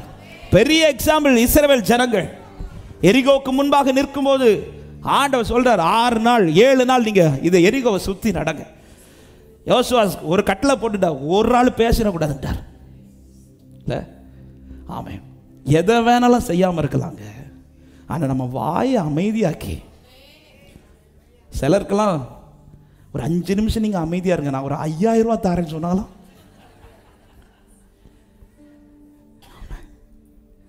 ஏன் நமக்கு இந்த வாய், அவர் கடிவாளம் போடாம நம்மளால கடிவாளம் போடவே. நிறைய பிரச்சனைக்கு காரணமே என்ன, அழகா சொல்றீங்க. ஏன்னா வீட்டில் அதுதான் நடந்துட்டு இருக்கு. நிறைய பிரச்சனை, வாயை மூடிட்டு. இல்லை, ஒரு சகோதரி ஒரு பாஸ்டர்கிட்ட போய் சொல்கிறாங்க, பாஸ்டர் எனக்கு என் புருஷனுக்கு பயங்கர பிரச்சனை, சண்டைக்கு மேலே சண்டை, என்னெல்லாமோ செஞ்சு பார்க்குறேன் பாஸ்டர், சால்வே ஆக மாட்டேங்குது. ஒன்று அந்த பாஸ்டர் ஒரே ஒரு சொல்யூஷன் சொல்லிக்கூட, சரிம்மா நீ இன்றைக்கி என்ன செய்யணும்னா, வீட்டில் போனோன்னு உன் புருஷன் வீட்டுக்குள்ளே வந்தோடனே நீ ஒரு கப்பு தண்ணி எடுத்து வாய்க்குள்ளே வச்சிரு, அவர் பேசி முடிக்கிறது அவர் போகிறது வர நீ அதை விழுங்கிறாத அப்படின்னாரு. பாஸ்டர் அப்படி செஞ்சா நீ போய் செய்து பாரு. போனா அதே மாதிரி செய்தா அடுத்த நாள் ஓடி வர, பாஸ்டர் பெரிய அற்புதம் பாஸ்டர். என்ன அற்புதம், ஆண்டவர் என் ஜெபத்தை கேட்டார். என்ன ஜெபம் கேட்டா, இல்லை நீங்கள் சொன்னது போல் நான் போய் செய்தேன், நேற்றுக்கு பிரச்சனையே வரல, சமாதானமாக நாங்கள் படுத்து தூங்கணும். ஆமாம், அதே மாதிரி தான் வீட்டில் போய் வாய்க்குள்ள கொஞ்சம் தண்ணி ஊற்றிட்டு துதிக்கிறதுக்கு மட்டும் தண்ணியை விழுங்கிட்டு துதிச்சுட்டு திரும்ப வாய்க்குள்ளே போட்டு பேசாமல். ஒருவேளை யோசுவா இதை செஞ்சிருப்பாரான்னு தெரியல. 7 நாட்கள் காலையில் எழுப்பி சுற்றும் போது வாய்க்குள்ள கொஞ்சம் தண்ணி ஊற்றி வாய மூட, யாரும் விழுங்கிடக்கூடாது. இந்த எரியோவை சுற்றி வர்றது வர 6 நாட்கள் அமைதியாகிட்டு 7ஆவது நாள் 7 முறை சுத்த வச்சுட்டு ஆண்டவர் யோசுவா சொல்லு, ஆர்ப்பரிக்க தொடங்க. ஏங்க எரிகோக்க முன்னாடி நின்றுட்டு இயேசுவேன்னு சொல்லி ஆர்ப்பரிச்சிருக்கும் போது எரிகோவில் இருக்கிறவன் பார்த்து என்ன செஞ்சிருப்பான்? ஹலோ, இந்த மலைக்கு முன்னாடி போய் நின்றுட்டு இந்த மலையை இப்பொழுது விலகும்னு சொல்லிட்டு ஆண்டவரே ஸ்தோத்திரம் சொல்லிட்டு நீங்கள் ஆர்ப்பரிச்சிட்டு இருக்கிறீங்கன்னா பார்க்குறவங்க என்ன சொல்லுவாங்க? சிலர் என்ன பார்த்து பைத்தியம். இல்லை, அதே மாதிரி தான் எரிகோக்க மேலே ரதங்கள் ஓடும், எரிகோக்க மேலே வீடுகள் இருக்குது. அங்கிருந்து பார்க்குறவங்க என்ன சொல்லியிருப்பானா, பைத்தியக்காரன் பைத்தியக்காரன். அந்த பைத்தியக்காரை ஆராதிக்கும் போதுதான் எரிகோவின் அஸ்திபாரம் நடுங்குது, எரிகோவின் அஸ்திபாரம் அசையுது. ஹல்லேலூயா. நீ ஆராதிக்கிறது 4 பேருக்கு பைத்தியமா தெரியும், ஆனா சத்துருவின் கோட்டை அங்கதான் நடுங்குது. ஜீசஸ். ஹல்லேலூயா. ஆமென். நம்ம பிரச்சனை என்ன தெரியுமா? கத்தும் போது ஒருத்தன் பார்த்து பைத்தியக்காரன் சொன்னா, ஐயோ தெரியாம கத்திட்டோம். நீ கத்து, நீ ஆர்ப்பரி. அவனுக்கு தெரியல உனக்கு மேல ஜெயக்கொடி பறக்கிறது தெரியல, அவனுக்கு தெரியல இப்ப அஸ்திபாரம் அசைய போறது, அவனுக்கு தெரியல இப்ப எரிகோவின் கோட்டைகள் தகர்க்கப்பட போகிறது. ஜீசஸ். ஆனா செய்யறதுக்கு முன்னாடி அவர்கள் செய்த பிரதானமான காரியம் தங்களை பரிசுத்தப்படுத்தி தேவையில்லாத வார்த்தைகளை பேசாம, தேவையில்லாத வார்த்தைகளை சொல்லாம. ஆமென். தேவையில்லாத வார்த்தைகள். யாக்கோபில் ஒரு வார்த்தை இருக்கிறது. ஆமென். துதி எழும்புற வாயில தான் சபித்தல எழும்புது. இது இருக்கக்கூடாது. இந்த வாயில ஒன்னே ஒண்ணுதான் எழும்பிட்டு இருக்கணும். கர்த்தரை துதிக்கிற துதி மட்டும் எழும்பணும். இந்த வாயில கர்த்தரை உயர்த்துற உயர்வு மட்டும் தான் எழும்பணும். இந்த வாயில ஹல்லேலூயா. இதே வாயில கர்த்தரை உயர்த்திட்டு இதே வாயில இன்னொருத்தனை குறித்து பேசுவனே, ஆனால் நான் எவ்வளவு தலைகீழா நின்று ஆராதிச்சாலும் என் ஆராதனையில விடுதலை உண்டாகாது. ஆமென். ஆவியானவர் சபைகளுக்கு சொல்லுகிறதே, என்ன நீங்க ஆராதிங்க, எவ்வளோ மைக்க வச்சு ஆராதிங்க, எவ்வளோ இன்ஸ்ட்ருமெண்ட்ஸ் வச்சு ஆராதிங்க, என் வாயில துதியும் சபித்தலும் எழும்புமானால் கர்த்தருக்கு ஏறெடுக்கிற இந்த சைடில் கர்த்தருக்கு வந்த மகிமை, அந்த சைடில் மற்றவங்களை பார்த்த பெயர் அந்தால இப்படியெல்லாம் சொல்லிட்டு ஒரு பக்கம் தேவனை ஆராதிக்கிற ஆராதனை, இன்னொரு பக்கம் சபித்தல், இதே வாயில் அந்நிய பாஷையும் வெளியில போன அநியாய பாஷையும் இருக்குமானா கர்த்தர் அங்கீகரிக்க மாட்டார். கர்த்தர் அங்கீகரிக்க மாட்டார். இந்த நாவை கர்த்தர் தமக்கென்று தெரிந்தெடுத்திருக்கிறார். இந்த வாயை கர்த்தர் தமக்கென்று தெரிந்தெடுத்திருக்கிறார். ஹல்லேலூயா, ஹல்லேலூயா. அவரை பாடி மகிமைப்படுத்துறதுக்கான வாய். இதே ஜனங்கள் யோசுவாவை அந்த இஸ்ரவேல் ஜனங்கள் இந்த எரிகோ இதை யாராலும் அசைக்க முடியாது. அந்த எரிகோவை எளிதாய் ஜெயித்தார்கள், எளிதாய் ஜெயித்தார்கள். கர்த்தர் ஈஸியா மேற்கொள்ள வைத்தார். அதே கூட்டம் இப்பொழுது ஆயி பட்டணத்துக்கு வந்தபோது என்ன நடந்துச்சு தெரியுமா?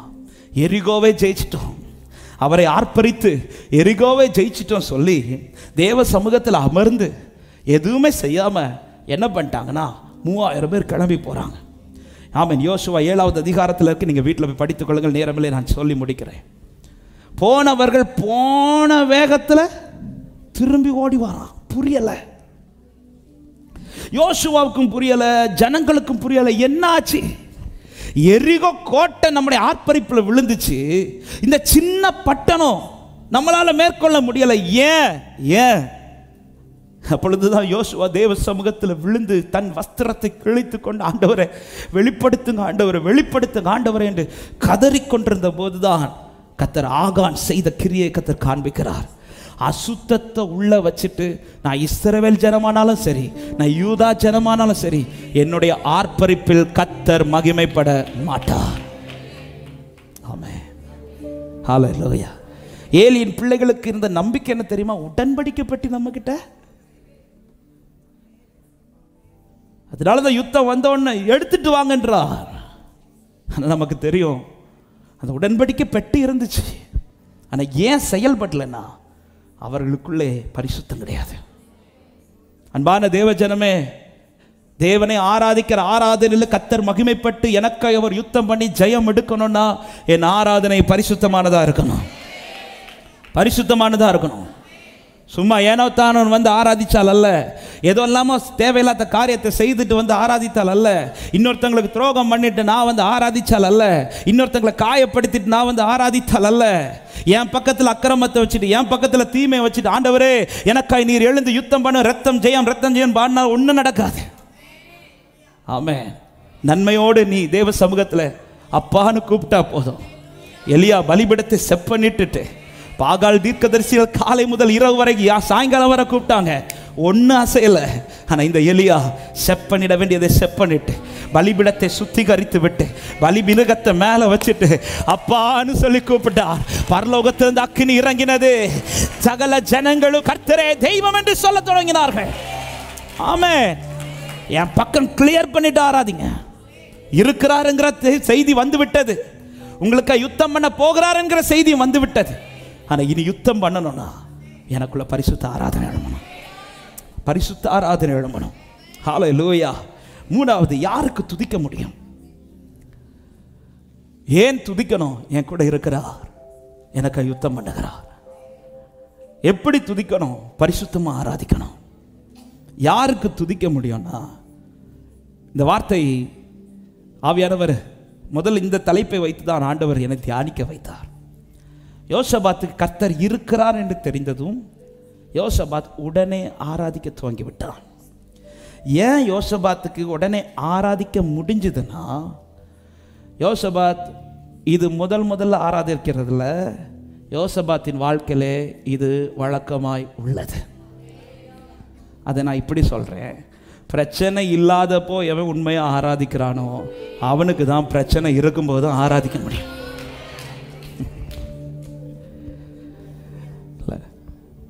சிலருக்கு பிரச்சனை வந்தால் தான் தேவ சமூகமே கண்ணுக்கு தெரியும். இப்படிப்பட்ட வார்த்தையெல்லாம் கேட்ட உடனே இன்னைக்கே போய் ஆராதிக்க, நேற்றுக்கு ஆராதிச்சிருப்பீங்கன்னா இன்னைக்கு ஆராதிக்க ஈஸி, இன்னைக்கு ஆராதிச்சிங்கன்னா நாளைக்கு ஆராதிக்க ஈஸி. யோசபாத்துக்கு உடனே ஆராதிக்க முடியுது. கொஞ்சம் முன்னாடி பயந்திய யோசபாத்தே, அந்த பயம் நீங்கி யோசபாத்துக்கு உடனே ஆராதிக்க முடிந்த காரணம் அவனுடைய வாழ்க்கையிலே இது வழக்கமாய் நடைபெறுவது.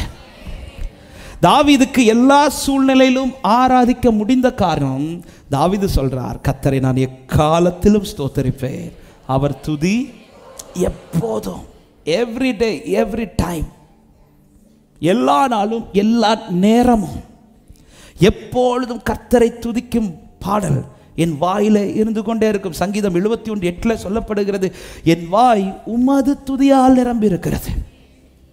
எப்பொழுதும் என் வாய் உமது துதியினாலும் நாள்தோறும் உமது மகத்துவத்தினாலும் நிறைந்திருப்பதாக. எவ்ரிடே எவ்ரிடே டெய்லி என்னால் ஆராதிக்க முடியுதானால், பிரச்சனை இல்லாமல் இருக்கும் போதும் நான் ஆராதிக்கிறதுல உண்மையா இருக்கிறேன் என்றால், பிரச்சனை இருக்கும் போதும் என்னால் ஆராதிக்க முடியும். ஆமென். அல்லாம இவ்வளவு நாள் நான் ஆராதிக்காம இன்னைக்கு நான் செய்தி கேட்டதும், இன்னைக்கு நான் ஆராதிச்ச கர்த்தர் எனக்கு யுத்தம் பண்ணுவார்லாம் போய் இருந்து ஆராதிச்சு பாருங்க, ஒன்றும் வராது. அப்ப நான் இதுல பழகணும். இந்த ஜனத்தை எனக்கென்று ஏற்படுத்தினேன், இவர்கள் என் துதியை ஒரு நாள் சொல்லுவார்கள் என்றல்ல, சொல்லி வருவார்கள். டெய்லி டெய்லி டெய்லி, தலைமுறை தலைமுறையா இது என் வாழ்க்கையில இது தொடர்ந்து கொண்டே இருக்கணும். டெய்லி ஆராதிக்கணும். கர்த்தர் விரும்புகிறது அது. கர்த்தர் வாசம் பண்ண தேவஜனமே, வேதத்தில் ஒரு வார்த்தை இருக்கு, சீயோனிலே துதியானது உமக்காக அமைந்து. எவ்ரிடே ஆண்டவர் விரும்புகிற சீயோன்ட்ட கர்த்தர் எதிர்பார்க்கிறது எவ்ரிடே துதி எழும்பிட்டே இருக்கணும். எப்படி குத்து விளக்கு 24 மணி நேரமும் அந்த ஆசரிப்பு கூடாரத்தில் எரிந்து கொண்டிருக்குமோ, அப்படியே துதி என்கிற விளக்கு என் வாழ்க்கையில் 24 மணி நேரமும். ஆமென். ஒரு காரியத்தை இருதயத்தில் எழுதி வச்சிருங்க, ஜெபமும் துதியும் என் வாழ்க்கையிலே நிரந்தரமாக இருக்குமானால் எந்த சத்ருவும் என் கையை தொட முடியாது, என் தலைக்கு மேலே ஏற முடியாது. ஹல்லேலூயா. ஜெபமும் முக்கியம், அதே நேரத்தில் துதியும் முக்கியம். துதிக்கணும். உங்க வீட்டில் துதிக்கிற சத்தம் அதிகம் எழும்ப வைங்கள். இந்த மாதத்தில் அதிகமாக ஜெபிக்கிறீர்கள், அதே போல அதிகமாக துதிங்க, நல்லா துதிங்க. ஆமென். உங்க பாட்டை யாருக்கு கேட்க பிடிக்குதோ இல்லையோ, ஒருத்தர் விரும்பி கேட்பார். ஹல்லேலூயா. ஆமென். விரும்பி கேட்பார். ஆமென். ஆராதிக்க முடியலைன்னா ஆராதனையை போட்டு அப்படியே ஆராதிங்க. உங்க கூடாரத்தில் தேவனை ஆராதிக்கிற சத்தம் உயர்த்தப்படுவதாக. உங்கள் கூடாரத்தில் இரட்சிப்பின் கம்பீர சத்தம் உயர்த்தப்பட்டிருப்பதாக. ஹல்லேலூயா. ஆமென். எப்பொழுதும் துதிக்கணும், எப்பொழுது, எவ்ரிடே. கர்த்தருடைய இந்த யோசபாத்தை குறித்து நீங்க பார்த்தீங்கன்னா தெரியும், இந்த பிரச்சனைக்கு முன்பாகவும் யோசபாத் துதிக்கிறவனாய் தான் இருந்தான், பிரச்சனை நடுவிலும் துதிக்கிறான், பிரச்சனை ஜெயமாய் முடிந்த பிறகும் துதிக்கிறான். பிரச்சனைக்கு முன்பாக யோசபாத்தை குறித்து வேதம் சொல்லுகிறது, தெரிந்த வசனங்கள் தான். 2 நாளாகவும் 17வது அதிகாரம் அதனுடைய 6வது வசனத்தை வாசியுங்கள். கர்த்தருடைய வழிகளில் அவன் இருதயம் உற்சாகம் கொண்டது. அவன் மேடைகளையும் விக்கிரக தோப்புகளையும் யூதாவை விட்டு அகற்றினான். இது அவனுக்கு பிரச்சனை இருந்த போதல்ல. 5வது வசனத்தில் சொல்லப்படுகிறது, கர்த்தர் அவன் கையில் ராஜ்யபாரத்தை திடப்படுத்தினார். யூதா கோத்திரத்தார் எல்லாரும் யோசபாத்துக்கு காணிக்கைகளை கொண்டு வந்தார்கள். அவனுக்கு ஐஸ்வர்யமும் கனமும் எல்லா பக்கத்திலையும் ஆண்டவர் அவனை அப்படி ஸ்டெடியா நிறுத்திட்டார். அப்படி நிறுத்தப்பட்ட யோசபாத் செய்த காரியம் தான் 6வது வசனத்தில், எல்லா மேடைகளையும் விக்கிரக தோப்புகளையும் யூதாவை விட்டகற்றிட்டான். அப்படின்னா என்ன அர்த்தம்? யூதாவில் கர்த்தருடைய நாம மாத்திரம் மகிமைப்பட்டு கொண்டிருக்கணும். அவரை உயர்த்துறதுல உரிமையா இருக்கிறான். இப்பொழுது அவனுக்கு விரோதமாய் சத்துருக்கள் வருகிறார்கள். கர்த்தர் இருக்கிறார் என்று தெரிந்ததும் இப்பொழுதும் யோசபாத்துக்கு ஆராதிக்க முடியுது. எழுந்து ஜனத்தை ஆராதிக்க வைக்கிறார். இப்பொழுது கர்த்தர் ஜெயத்தை கொடுக்கிறார். ஜெயத்தை கொடுத்ததும் என்ன செய்கிறார்கள் பாருங்கள். 27வது வசனத்தை வாசியுங்கள். பின்பு கர்த்தர் அவர்களை அவர்கள் சத்துருக்கள் பேரில் கலிகூர செய்தபடியால் யூதா மனுஷர் யாவரும் எருசலேம் ஜனங்களும் அவர்களுக்கு முன்னாலே யோசபாத்தும் மகிழ்ச்சியோடு எருசலேமுக்கு திரும்பினார்கள். 78வது வசனம். அவர்கள் தம்புர்களோடும் சுரமண்டலங்களோடும் பூரிக்கைகளோடும் எருசலேமில் இருக்கிற கர்த்தருடைய ஆலயத்திற்கு வந்தார்கள். கரங்களை உயர்த்தி சத்தமா ஆமென் சொல்லுங்க பார்க்கலாம். ஆமென். பிரச்சனைக்கு முன்னாடி ஆராதிக்கிறான், பிரச்சனையிலும் ஆராதிக்கிறான், பிரச்சனையில ஜெயம் கிடைத்த பிறகும் ஆராதிக்கிறான். ஆமென். திடீர்னு என்னால் ஆராதிக்க முடியாதுங்க. அந்த பழக்கம் என் வாழ்க்கையில் டெய்லி இருக்கணும். அதே போல தான் ஜெபம், அதே போல தான் வேத தியானிப்பு. எடுத்த உடனெலாம் வராது. பழகணும். பழக பழக பழக பழக டெய்லி உங்கள் வீட்டில் இந்த 3 குறையாமல் இருப்பதாக. ஆமாம். இந்த நாட்களில் அதிகமாக இதற்காக ஜெபிங்க. கர்த்தர் ஜெபிக்க கிருபை தருவாராக. அவன் துதிக்க கிருபை தருவாராக, வேதத்தை படிக்க கிருபை தருவாராக. உங்கள் கூடாரத்தில் அவருடைய கொடி என்றென்றைக்கு பறக்கப்படுவதாக. ஹல்லேலூயா. என் வாய் உம்முடைய துதியினால் நிரம்பி இருக்கும். ஆமென். 40வது சங்கீதம் 3வது வசனத்தில் சங்கீதக்காரன் இப்படி சொல்லுகிறார், நமது தேவனை துதிக்கும் புது பாட்டை அவர் என் வாயிலே கொடுத்து. அடுத்த வார்த்தை, அநேகர் அதை கண்டு பயந்து கர்த்தரை நம்புவார்கள். இந்த வார்த்தை கவனிச்சிக்கலாம். இன்னைக்கு எனக்கு ரொம்ப ஊழியம் செய்த வார்த்தை இது. தேவனை துதிக்கும் புது பாட்டை அவர், எல்லாரும் சேர்ந்து வாசிங்க, அவர் யாருக்கு வாயில? சத்தமா சொல்லு, யாருக்கு வாயில? அப்ப எல்லாரும் வாயில என்ன கொடுத்திருக்கிறார்? நம்ம பாடுனா என்ன நடக்கும்? ஆமா, உண்மையில பயப்படுறாங்க பிரதர். கர்த்தர் நிறுத்தின ஸ்தானத்தில் நீங்க உண்மையா உங்க வீட்டில் நீங்க இருக்கிற இடத்துல பாடுவீர்களானால், துதிப்பீர்களானால், நீங்க துதிக்கிற துதி நிமித்தம் ரட்சிக்கப்படாதவங்க ரட்சிக்கப்படுவார்கள். அதான வேதம் சொல்லுது. அநேகர் அதை கண்டு பயந்து கர்த்தரை நம்புவார்கள். ஆமாம். அப்போ என் வாயில் எது இருக்கணுங்கிறதுல உறுதியா இருங்க. கர்த்தரை பாடுகிற பாடல், கர்த்தரை உயர்த்து. ஒருத்தங்க கேட்கும்போது எது என் வாயிலிருந்து புறப்படணும்னா அவரை துதிக்கிற சத்தம். சபையே, என் கிட்ட வந்து ஒருத்தங்க நிற்கும்போது அவங்க காதில் நான் இன்னொருத்தங்களை பேசுகிற குறித்து பேச அவங்க கேட்கக்கூடாது. என் வாயில் அவரை ஸ்தோத்திரம் பண்ணுறது கேட்கணும், என் வாயில் அவரை உயர்த்துறது கேட்கணும். இதை மட்டும் கேட்டுட்டாங்கன்னா கூட இருக்கிறவங்க ஆட்டோமேட்டிக்காக கர்த்தரை அறிஞ்சுவாங்க. ஏன் இன்னும் நம்ம கூட இருக்கிறவங்க கர்த்தரை நம்பவில்லை என்றால், சிலருக்கு புரிஞ்சிருச்சு. வர வேண்டிய வார்த்தை வாயில் வந்துச்சுன்னா நம்ப வேண்டியவங்க சரியாக நம்புவாங்க. அப்போ என் கூட இருக்கிறவங்க கர்த்தரை நம்புறதற்கு சங்கீதக்காரன் தெளிவாய் சொல்லுகிறான், அவர் என்ன வச்ச ஸ்தானத்தில் நான் அவரை துதிச்சாலே. ஹல்லேலூயா. நீங்கள் சரியாக துதிச்சுட்டே இருங்க. ஆமாம். நெருக்கத்தின் நடுவில், இக்கட்டின் நடுவில், குடும்பத்திலேருந்து தனியாய் வந்து ஜெபிக்கிற பிள்ளைகள் உண்டு. இந்த இடத்துல நீங்கள் துதிச்சுட்டே இருங்க. உங்கள் துதி அந்த கூடாரத்தில் நடுக்கத்தை கொடுக்கும். உங்கள் துதி அந்த கூடாரத்தில் ரட்சிப்பை கொடுக்கும். உங்கள் துதி அந்த கூடாரத்தில் விடுதலை கொடுக்கும். ஹல்லேலூயா. பவுலும் சீலாவும் சிறைச்சாலே துதிக்க துவங்கின போது அதை கேட்டுக்கொண்டிருந்தார்களாம் அநேகர். கொஞ்ச நேரத்தில் ஆண்டவர் அந்த இடத்தை நடுங்க வைத்தார். நடுங்க வைத்தது மட்டுமல்ல, ஆமென், அங்கு இருந்தவன் இயேசுவை சொந்தமாய் ஏற்றுக்கொள்ளும்படியாய் கர்த்தர் அந்த இடத்திலே பெரிய ரட்சிப்பை கட்டளையிட்டார். ஹல்லேலூயா. இங்க என்ன பிரசங்கம் பண்ணாங்க, இங்க என்ன செய்தாங்க? ஒன்றும் செய்யல, அவங்க துதிச்சாங்க, அவ்வளவுதான். ஆமென். சரியா துதிச்சா என் கூட இருக்கிறவங்க கர்த்தரை அறிந்து கொள்வார்கள். ஆமென். யாருக்கு துதிக்க? எப்பொழுதும் துதிக்கிறவர்களுக்கு தான் துதிக்க முடியும். ரெண்டாவது, யாருக்கு துதிக்க முடியும்? நம்புகிறவனுக்கு தான் துதிக்க முடியும். யோசபாத் துதிங்கன்னு சொல்லும்போது சும்மா சொல்லல. என்ன சொல்லி துதிக்க சொல்றாருன்னா, 20வது வசனத்துல சொல்றார். 20:20 நான் வாசிக்கிறேன். அதனுடைய நடுப்பகுதியில், யூதாவே எருசலேமின் குடிகளை கேளுங்கள், உங்கள் தேவனாகிய கர்த்தரை நம்புங்கள், அப்பொழுது நிலைப்படுவீர்கள், அவருடைய தீர்க்கதரிசிகளை நம்புங்கள், அப்பொழுது சித்தி பெறுவீர்கள் என்றான். பின்பு அவன் ஜனத்தோட ஆலோசனை பண்ணி ஃபர்ஸ்ட்ல எதை ஃபோக்கஸ் பண்ணி அவங்கள துதிக்க வைக்கிறதுக்கு அவன் சொல்லுகிறான் என்றால், கர்த்தரை நம்புன்றான். எதுல நம்பணும்? நீ இதுல தோற்று போக மாட்ட, இதுல கர்த்தர் உனக்கு ஜெயத்தை தரப்போகிறார். இந்த நம்பிக்கை அவர்கள் இருதயத்திற்குள்ள வந்த பிறகுதான் ஜனங்கள் துதிக்க துவங்குகிறார்கள், துதிக்க துவங்குறாங்க. நம்பிக்கை இல்லாம என்னால துதிக்க முடியாது. நம்பிக்கை இல்லாம ஆண்டவரை ஆர்ப்பரிக்க முடியாது. ஆமென். எனக்கு முன்னாடி இருக்கிற சிச்சுவேஷனை பார்க்கும்போது எனக்கு ஜெயம் கிடைக்கிறதுக்கு வாய்ப்பே கிடையாது. ஆனா இன்னைக்கு வார்த்தை வருது, கர்த்தர் உங்க கூட இருக்கிறார், நீங்க ஆர்ப்பரிங்கன்னு சொல்லும்போது, நான் ஆர்ப்பரிக்கிறேன் என்றால் எது நிமித்தம் தெரியுமா? அவர் மேல இருக்கிற நம்பிக்கை நிமித்தம் தான் ஆர்ப்பரிக்கிறேன். நம்பிக்கை இல்லைன்னு ஆர்ப்பரிக்க மாட்டேன். எனவேதான் சங்கீதக்காரன் சொல்லுகிறார், 28வது சங்கீதம் 7வது வசனம், என் இருதயம் அவரை நம்பி இருந்தது என்று. நம்பி இருந்தது, நான் சகாயம் பெற்றேன், ஆகையால் என் இருதயம் களி கூறுகிறது, என் பாட்டினால் அவரை துதிப்பேன். 71:14 சொல்றார், என் இருதயம் நம்பிக்கை கொண்டிருந்த, நம்பிக்கை கொண்டிருந்து நான் அவரை துதிப்பேன். நானோ எப்பொழுதும் நம்பிக்கை கொண்டிருந்து மென்மேலும் அவரை துதிப்பேன். நம்பிக்கை இல்லாம துதிக்க முடியாது. ஹல்லேலூயா. எப்பொழுதும் துதிக்கிறவனுக்கு துதிக்க முடியும், அவர் மேல நம்பிக்கை இருக்கிறவனுக்கு துதிக்க முடியும். ஒரே ஒரு காரியத்தை சொல்லி நான் ஜெபிக்கிறேன். துதிச்சா என்ன நடக்கும்? இங்கே யோசபாத் ஆமென்.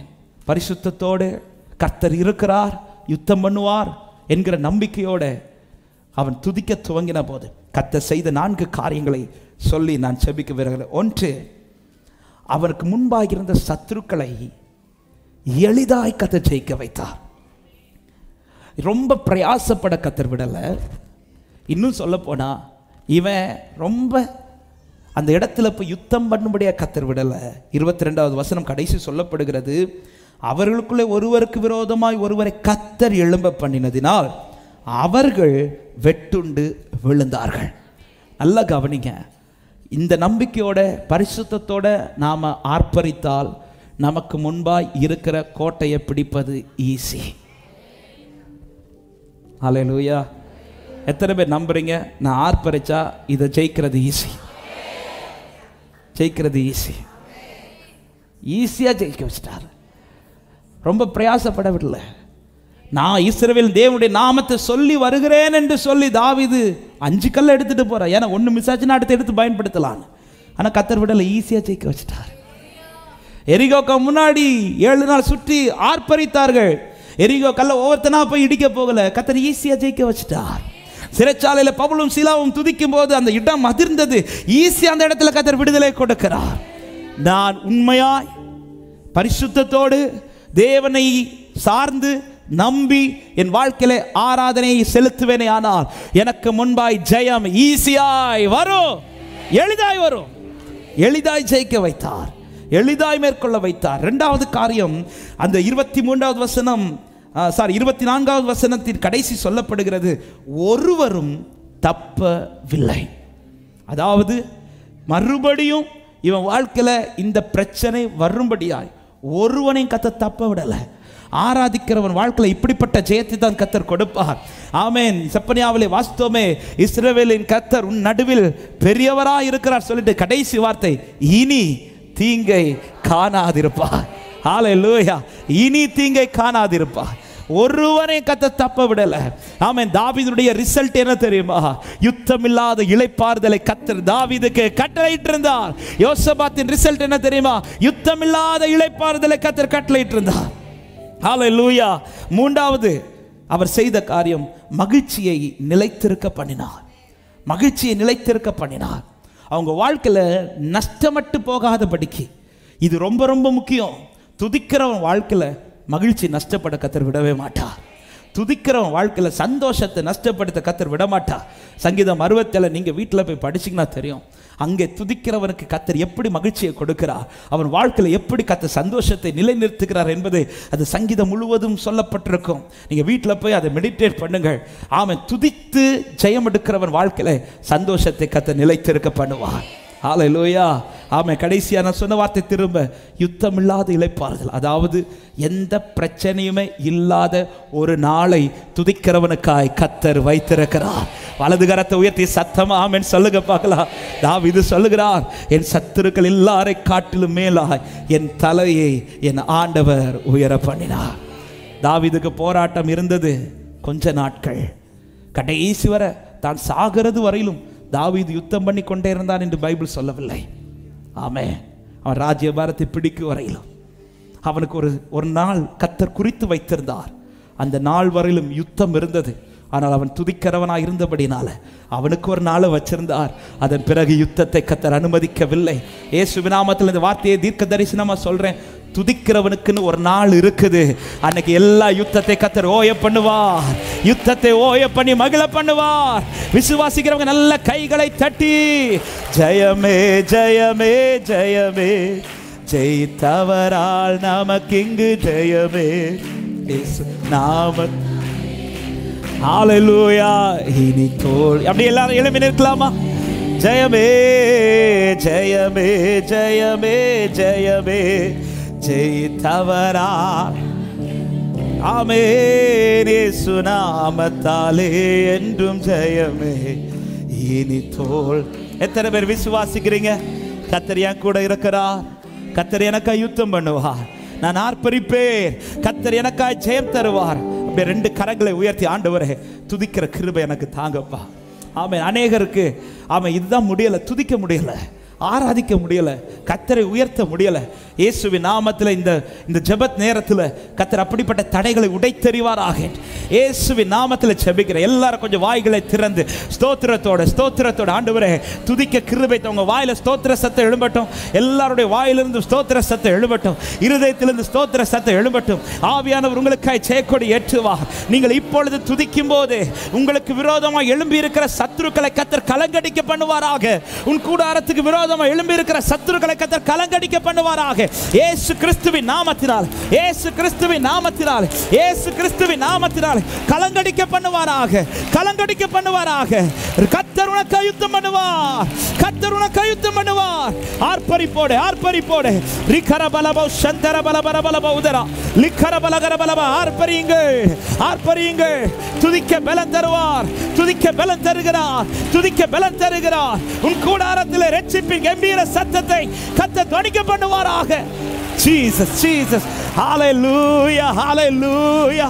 இயேசு நாமமே ஜெயம் ஜெயமே, சாத்தானின் சக்தி ஒன்றுமில்லை. பாடுவோம். இயேசு நாமமே ஜெயம் ஜெயமே, சாத்தானின் சக்தி ஒன்றுமில்லையே.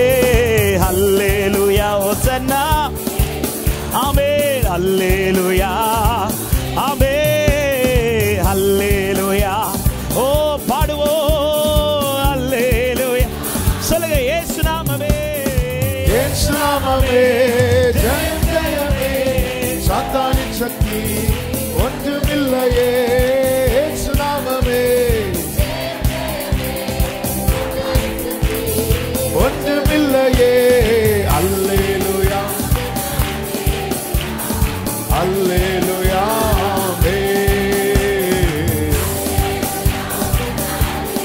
ஹalleluya ஆமென். ஜெய கிறிஸ்து முன் செல்கிறார், ஜெயமாக நடத்திடுவார். ஆமென். யுத்தத்தில் வல்லவர் அவர். ஆமென். ஜெய கீதங்கள் ஜெய கோடியோனே, எல்லாரும் ஆர்ப்பரிப்போடு ஜெயம் அல்லேலூயா ஜெயம் அல்லேலூயா.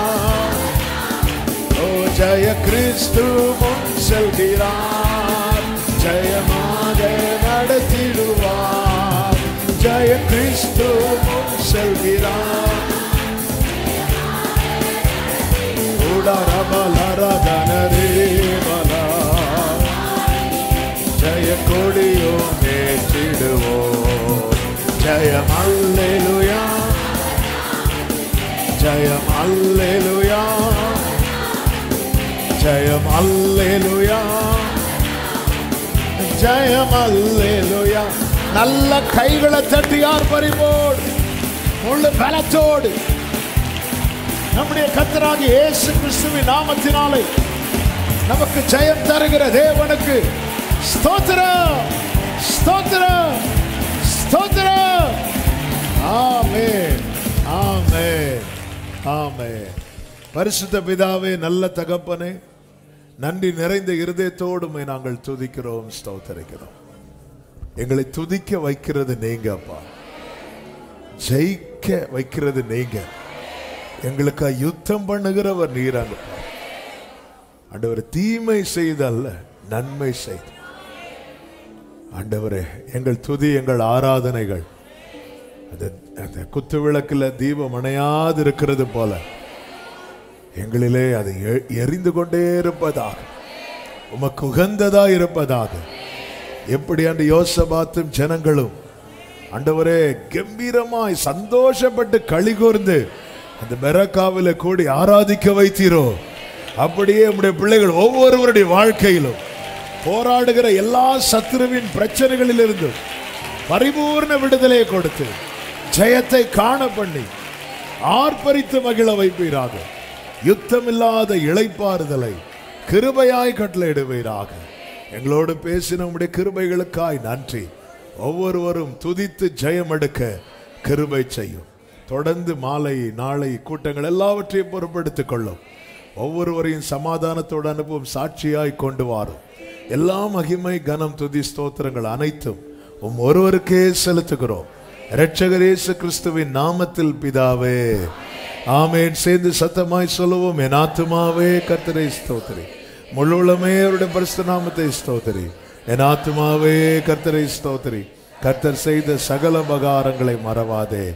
ஆமென். நம்முடைய கர்த்தராகிய இயேசு கிறிஸ்துவின் கிருபையும் பிதாவாகிய தேவனுடைய அன்பும் பரிசுத்த ஆவியானவருடைய ஐக்கியமும் சிநேகமும் பாதுகாவலும் நம் அனைவரோடும் எல்லா பரிசுத்தவான்களோடு கூட கர்த்தருடைய வருகை மட்டும் தங்கியிருப்பதாக. ஆமென். ஹalleluya. God bless you. கர்த்தர் உங்களை ஆசீர்வதிப்பாராக. ஆமென்.